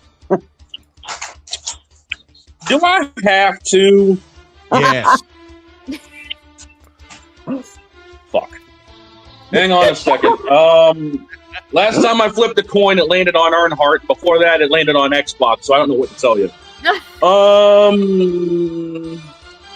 Just go with the Packers. Green Bay in overtime. Screw it. Victor, you're next. Well, while Dog's coin landed on Xbox, I flipped the coin and Riku Tazumi stole it this time. Hey, look. Here's the thing. I flipped the coin and Niji Sanji stole it. Well, all here's right? the thing. I have one request for both teams.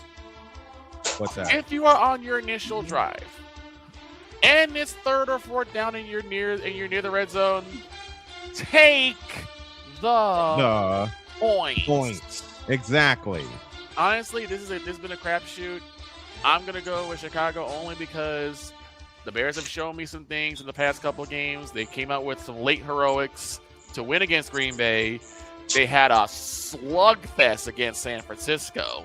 Oh my God, that game was crazy. Yes, that was great. I think the Bears are turning the corner. This is going to be a more defensive test than a Caleb Williams test. Can the Bears get to Jordan Love and Jacobs? That's going to be the telltale. But I'm going to go with the Bears in OT. And I decided, you know what? Screw it. I'm going to put the headset on for these games on Saturday. I figure, why not test my new setup and just go ahead and do it? So you're hearing it here.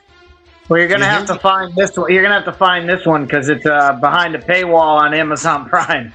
Yeah. I got it. Listen, that's a paywall that my beauty took care of. So I will have go. that. I will have that one. On to Sunday. And we begin in the land of AEW, AFC. Whoa! Whoa! Boss. Oh, I forgot someone. Up here to we forgot someone. I got her now. Upstairs to Jen with a split card. Oh, it's a split. It's a split. Really? We're really split between Yes, the we're Packers split and with the Bears. Yep. Are Yes, we we're splitting the serious? card. Are we Yeah. serious? It's actually 3-3.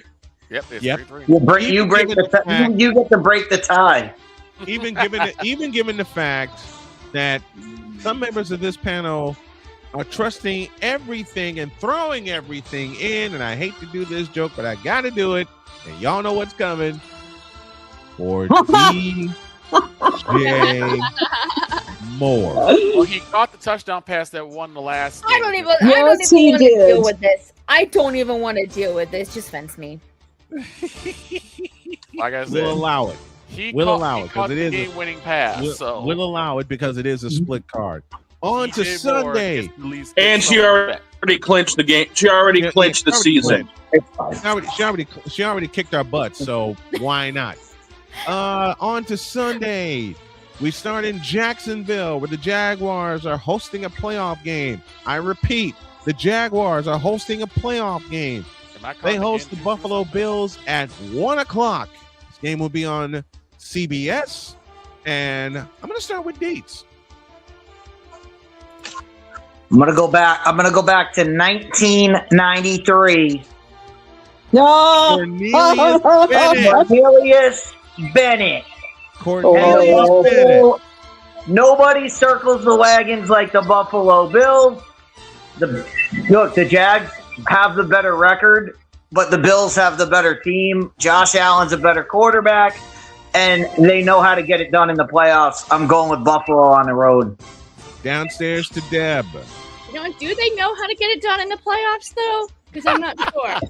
Well, every single year, I pick the Bills to go on and do it all, and they have disappointed me for like the last 5 years. Well, But Deb, this year, Pat Mahomes isn't there this year to get in their way. That is true. Okay, that is a good point. I do agree. Bills are the more balanced team. Josh Allen, MVP talks always. The Jags are hot. Trevor Lawrence throwing those touchdowns. They've won 8 in a row. Sunshine. Am I gonna go? I should go Bills on the. You know what? I should go Bills. I can't do it.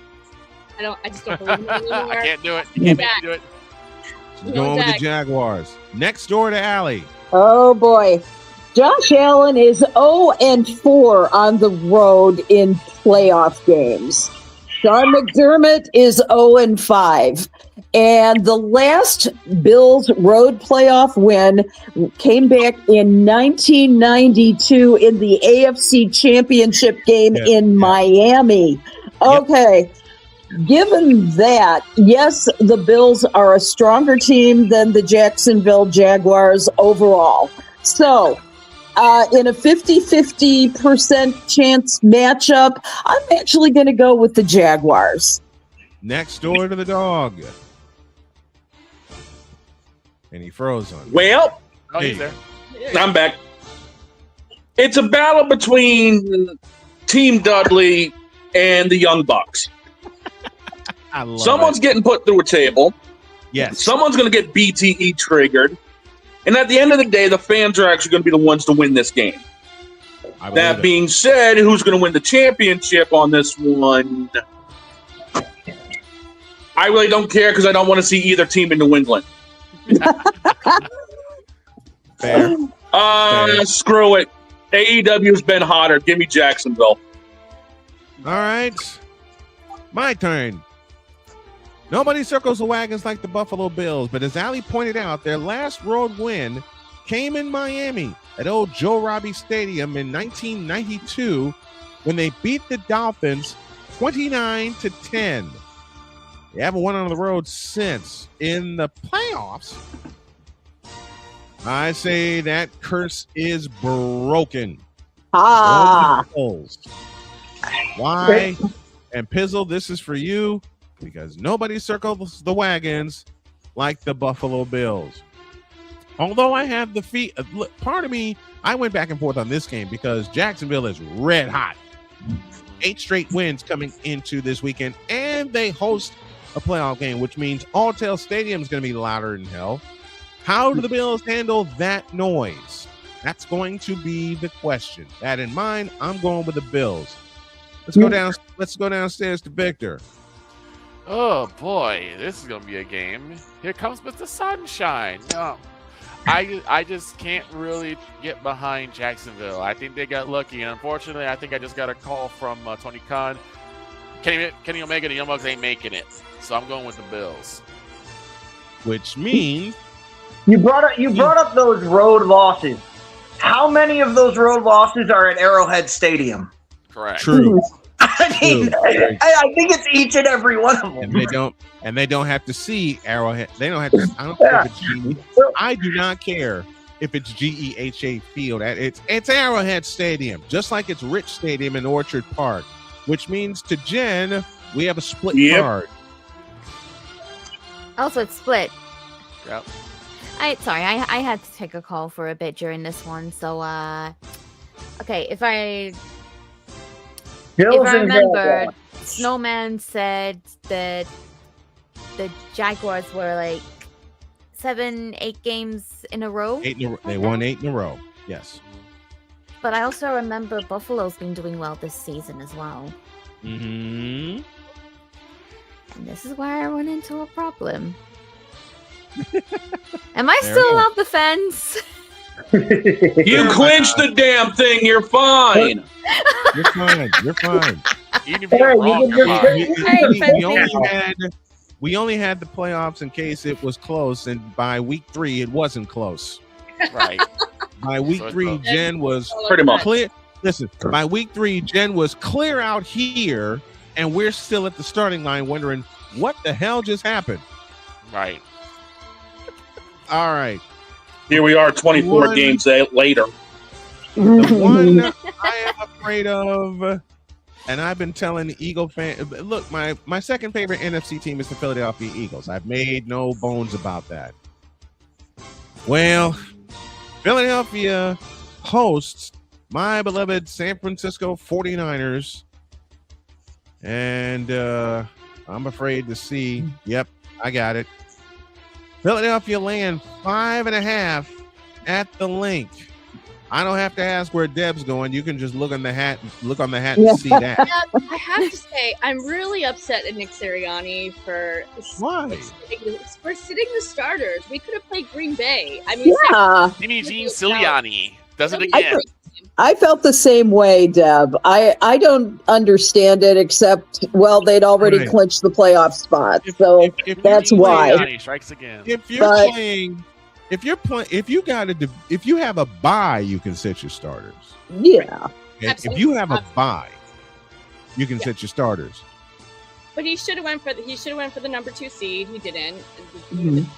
And now we're playing San Francisco, which you just never know with San Francisco. They could very well beat the Eagles. But because I'm an Eagles fan, I'm going Eagles, of course. You know what? Yeah. I'm split on this one. And you know what? Since Jen already clinched the season, I'm sitting on the fence. Join me. I am sitting, and I already know that Jen's on the fence. We can get that out of the way. So, with that in mind, and it's one of the few times I will sit on the fence because it's my 2 favorite NFC teams going at it in Philadelphia, and the Niners are beat up. But the craziest thing happened. Really good. The craziest thing happened this year with the 49ers being as beat up as they are. They won 6 in a row at one point. And I'm sitting there thinking, and after the Bears game, Victor and I talked after the Bears game, and my simple question was, what the hell just happened with that shootout? Deb texted me one word, wow. I did. Yeah. So we may see that again. We'll see what happens. Upstairs to Dietz. All right, I had two other cards for this, but it doesn't work for the joke, so I'm gonna go for the joke. We have the Ricky Running Waters Bowl. What? Nice. Ricky All right, so that's it. I quit. I'm out of here. Screw it. Here's the problem with the 49ers. Now, we talked about how beat up the 49ers are. Who would have thought the biggest injury to the 49ers is Ricky Pearsall? Ricky Pearsall, yep. Yeah, they don't have anybody else to throw the ball to other than George the Animal Kittle. And if you don't have guys that can take the top off the defense, George Kittle is not going to do much. So teams like Philadelphia are able to stack up against Christian McCaffrey. So that's where the 49ers are at a big disadvantage. If Pearsall can't go, or if he's going at 50%, it's not going to work. I think the Eagles have too much defense, so I'm going with the Eagles version of Ricky Running Waters. Ricky Running Waters. Thank you. Nice. Thank you, Chris. Thank you, Chris Berman. All right, Allie. Love it. Love it. Well, I think that there's no question in my mind that the Eagles offense is going to get going. The 49ers have a porous defense at best. Porous. And I'm honestly thinking that there's no way that the Eagles should lose this game. There's too many weapons on both sides. Yep. Yep. Allie, So- you know me. That's the way it looks. You know, sometimes when I do my picks, I use my heart instead of my head. Logically, I know that Philadelphia can boat race the 49ers. Oh, yeah. Because the Niners are too, Oh, yeah. the Niners are too beat up. But if the Niners are that beat up, tell me how the hell they went 12-5 and snuck into the playoffs and on the verge of the number 1 seed until Seattle punched us in the mouth. But there's also one guy who historically goes gangbusters against the 49ers, and that would be Saquon Barkley. Saquon Barkley. Yep. Saquon Barkley just has base against the 49ers. It's a running back matchup. It's Saquon Barkley versus Christian McCaffrey. Literally. The first one, you know what? Deb, I'll use one of your lines that you sent to me. The first one to 1,000 yards wins. Yep. I like that. First one to 1,000 yards wins. Dog, are you ready? Or is he frozen? I think he's frozen. I think he is frozen. He's frozen. We'll All get his right. pick. We'll get his pick in a little bit. Victor, to you.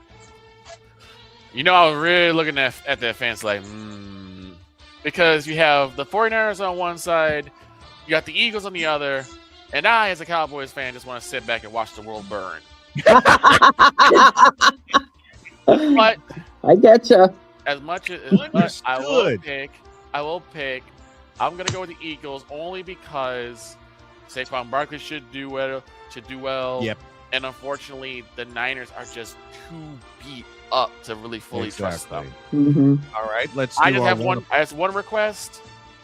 And Eagles, that is, do not play down to your team, to your opponent's level. You know what you're capable of. Do not do what happened. and that means Nick Skinny Jeans Sirianni needs to get off his butt and actually coach this weekend. Just please, because remember, you tried that with Dallas, and what happened at the end of that game. You got cooked. Same thing happened with the Bears on Black Friday. What happened there? But that's the problem with the Eagles. They like to play with their food.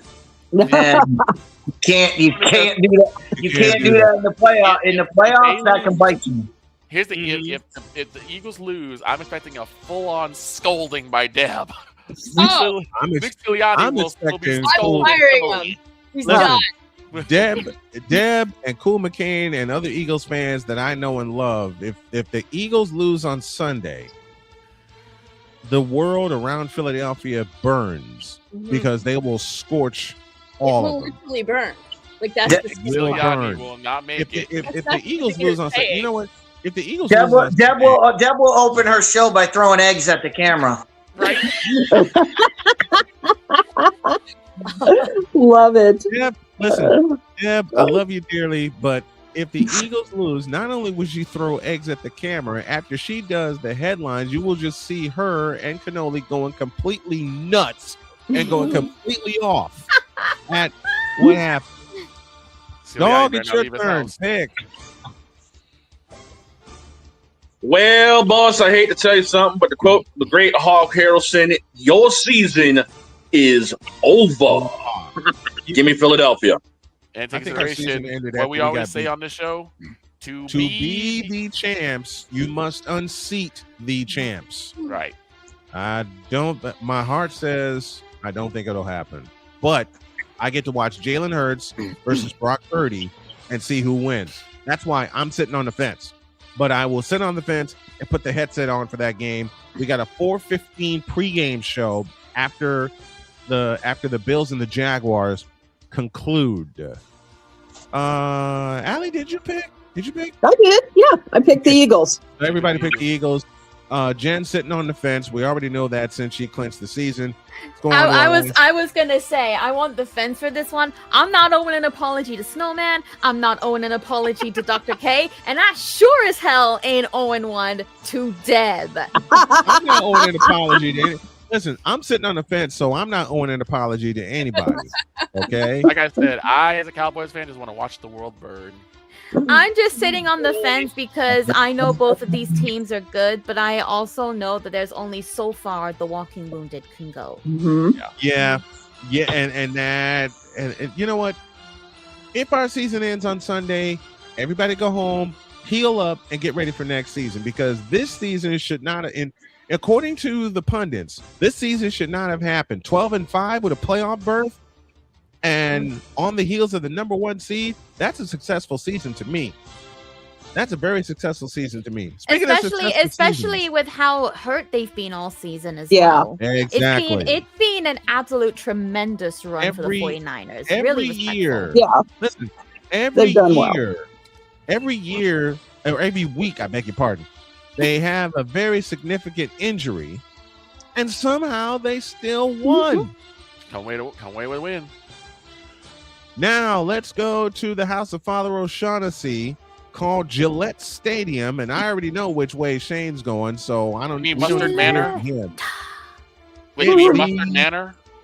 You know what? I'm not gonna read this. I'm gonna say it the way I'm used to saying it, and I think Deb will appreciate it. It's the San Diego Chargers against the New England Patriots. I know they're the Los Angeles Chargers, and I know people have told me you need to say it right to stay on brand. That I'm old and I'm old school. It's the San Diego Chargers and the New England Patriots from Gillette Stadium on Sunday Night Playoff Football. And yes, before anybody asks, I will put the headset on for it. I will deliver an old school play-by-play cast like none of these other YouTubers can, period. Patriots land 3.5 at Gillette Stadium. We'll start with Deb. You've got Drake May on one hand, in MVP talk. On the other hand, you literally have Justin Herbert with a broken hand. Yep. Wait, can I check something? Cruel irony. Good one. Can I check something? The Patriots is the one with that line, right? Yes.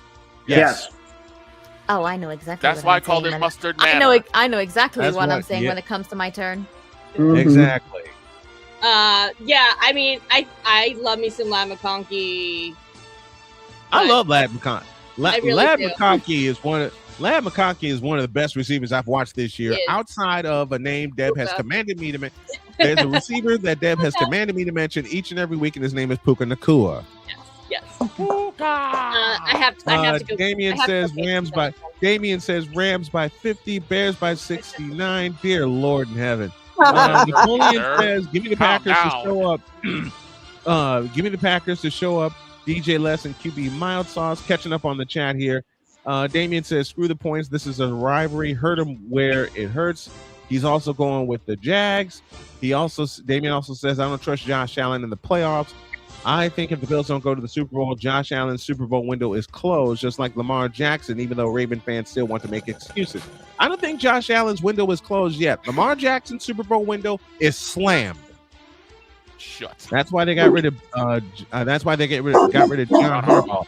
Napoleon's picking the 49ers for an upset. And I used last time as a 49er. That actually came before the season. Damien's going with the Patriots. Allie, what say you?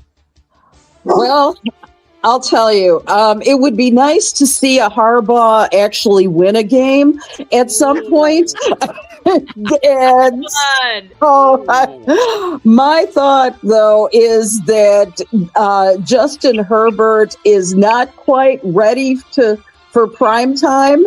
Just he's 0-2 in his playoff career, and they've been some pretty bad defeats in that time. I don't think he's ready. I don't think this is his time.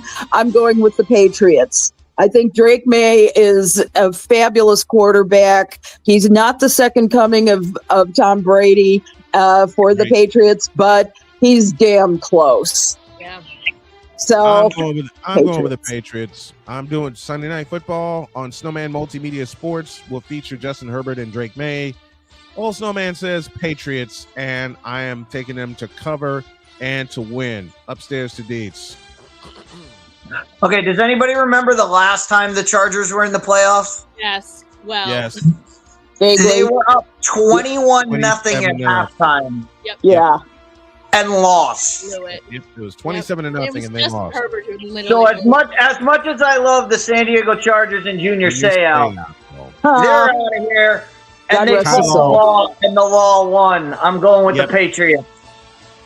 I'm not fighting the law because the law always wins. Last one of the weekend is on Monday. You forgot night. me. Excuse me. Okay, Victor, pick.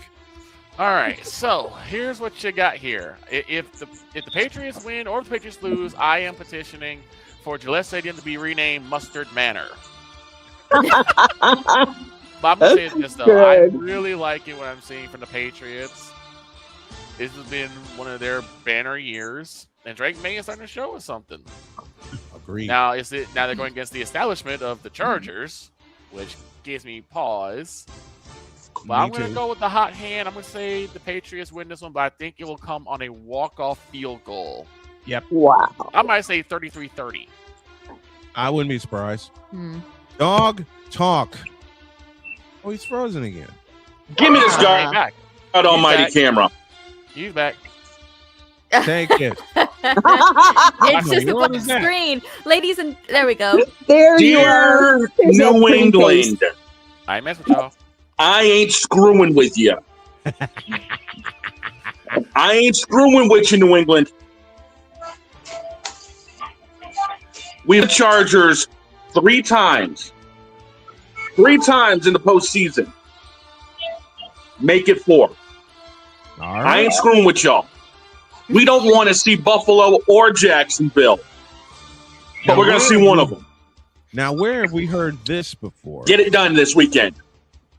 Where have we heard this before? So, Jen, 3 words to you.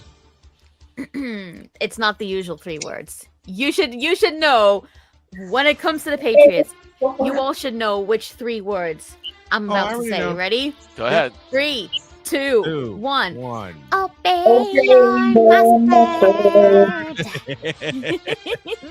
I'm gonna find that clip for next week. One more, and we go to Pittsburgh. I'm tempted to put on the headset, but I know one of my favorite YouTubers is doing. I know a lot of YouTubers are doing this game, but I'm not worried about them. I'm gonna go ahead and put the headset on for it. The Houston Oilers and the Pittsburgh Steelers. The Oilers. Come on.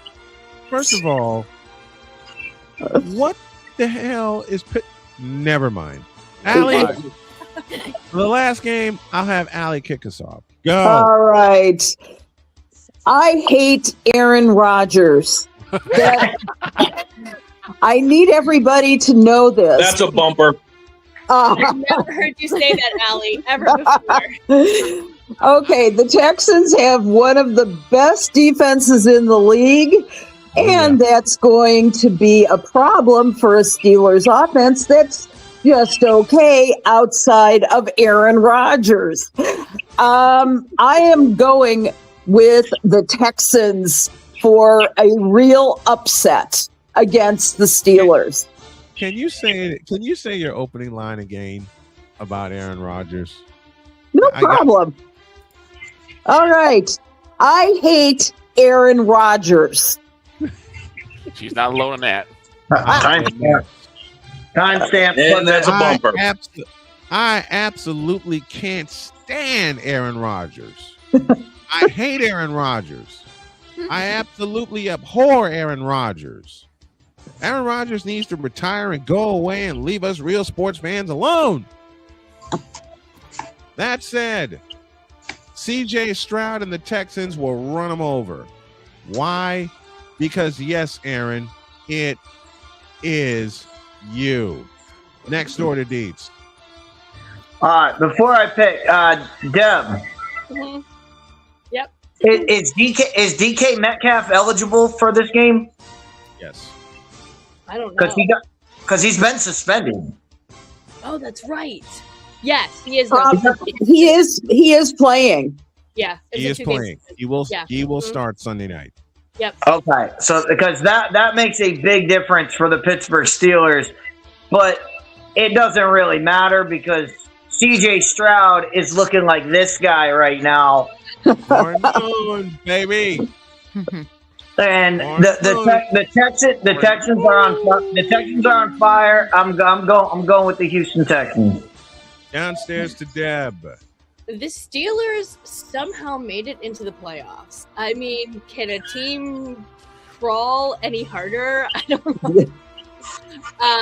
Definitely going Texans on this one. Everyone knows my love of CJ Stroud. Let's go. And the other thing about this game that's funny before the league that network that we always talk about, they have been trying to fire Mike Tomlin since the preseason. Right. And I just heard this the other day. Even if the Steelers lose, Mike Tomlin might lose his job. A guy that's never had a losing season got his team to a home playoff game, and they want him to get fired. I think mid-season, yes, but no. Geez. Yeah, I heard it the other day. I was like, did you watch the games? What are we doing here? What are we doing? It's insane. Exactly. Dear ESPN, we don't care. We don't care. Screw this game. Screw you. You know what? Give me Houston to run away with it anyway. Screw it. Oh my gosh. Victor, you're next. Oh. I remember hearing from Mike Tomlin. He said, I know we had a tough loss, but just remember, we're on our way to 9-8, and everyone started cheering. Yeah, this is going to be a tough one, but because I hate Aaron Rodgers, just like Allie, I'm going with the Houston Oilers Texans. I'm going to say a statement that will make Allie smile. I hate Aaron Rodgers more than I hate the 1989 Detroit Pistons. Whoa, that's a big say. That's big. You know what? I've had so many people ask me, why do you hate the 89 Pistons so badly? Look what they did to Michael Jordan. The Steelers, even though they won, look at it. The 89 Pistons and the 1990 Pistons, and the only player I liked on that team was Joe Dumars, who drove me nuts. The Steelers better hope they get that same priest to bless their field again, because they're going to need all the help they can get. Which means, for the last time today... Bless you. Bless you. 3 words, my dear. Gesundheit. Dankeschön. Bitte. Okay. First of all, before I say the 3 words, Damien, you are so not right for that comment. Oh, I saw it. You are I saw so not right for I that. am not reading it. We But just know none of us, Jimmy's not none right. of us are repeating it. All you Hey, need to know is Snowman. no, Damien, Snowman. no, bad. Yes, Go to Victor. the corner. You're in timeout. Foul. No. Really foul. Foul. No. Flag. Yes. All right. 3 words, my And dear. second- That's a flagrant foul. That's a flagrant 2. Why am I? And second, why am I about to say these 3 words in favor of the Steelers? No. No, it's favor of Texas. Houston. Yeah, sorry, it's In sorry, favor I'm of Houston. Steelers, Sorry, my apologies. I was not listening in. No, she was right. She was right the Like I first said, time. we do not care. I was not listening why in. is My it- why is apologies. it a Let me try sweep? that again. Let me try Why that is it a again. sweep against Why the am I Steelers? about to make it a sweep in favor of Houston?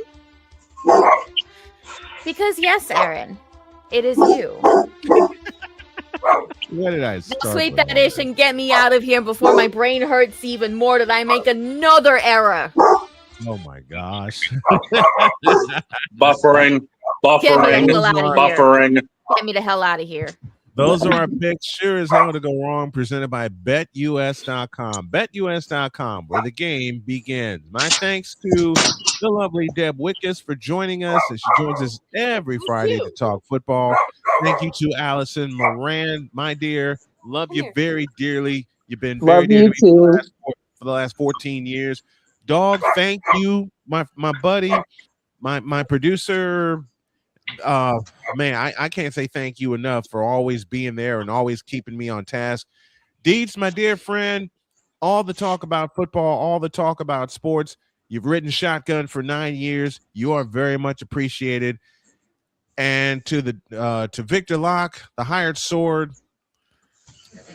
Man, what could I say? Don't forget, Snowman, for probably the final time this season, you'll get to watch the number 1 QB, Caleb Williams. Caleb Williams. Exactly. Let me throw some love at Victor here. Victor, we've been friends for 25 years. Did you hit yourself in the eye again with a notebook? What just happened? Everybody okay? Give me this camera while Shane recovers. Victor, you have been my best friend or one of my best friends for 25 years. I cannot say thank you enough for that, for being one of the ones to keep me calm when I'm in the process of boiling over, for being there and pushing all the buttons for me for all the games that we did, and just being a friend. I can't thank you enough for that, my man. I ain't going nowhere. I'm still here. I cannot thank this crew enough for everything that you all have done for Snowman in the Morning as we continue our 12th season. And Deb hopping on saying, sure, I'll pick every week. Just sent me into orbit. And then she coupled it with, I'm putting this on my resume. Yeah. That and then how about the week where she says the sweet that ish and sends Yes. Victor's workplace laughing? My whole office just goes into chaos. And she couples it with the hand action of sweet that is. Right. But Deb, I met Deb 2 years ago. She came on, made a couple of picks the first year. This year, she's hung with us every single week. And then she coupled it with, this is going on my resume. That made me excited, and that also made me cry because a 2-time Emmy award-winning producer appreciates my show and the fun that we have on it. So much fun. And this is absolutely off the wall fun. And to the people that hang with us every week in the chat, I thank you from the bottom of my heart. And I thank everybody for tuning in. Have a great weekend. God bless. Remember to make your next move your best move. And always remember, if your dreams don't scare you, they are simply not big enough. Dream big, do bigger. We are, and we hope y'all are too. And there's Michael Irvin to close out the show. You could have done better than that, dude. Yes. We're out of here. The Queen on Twitch. I said honor the you. The you. Oh, okay. Okay. That's why you put that up there. We love y'all. We'll see you on That Monday. is honor of the you.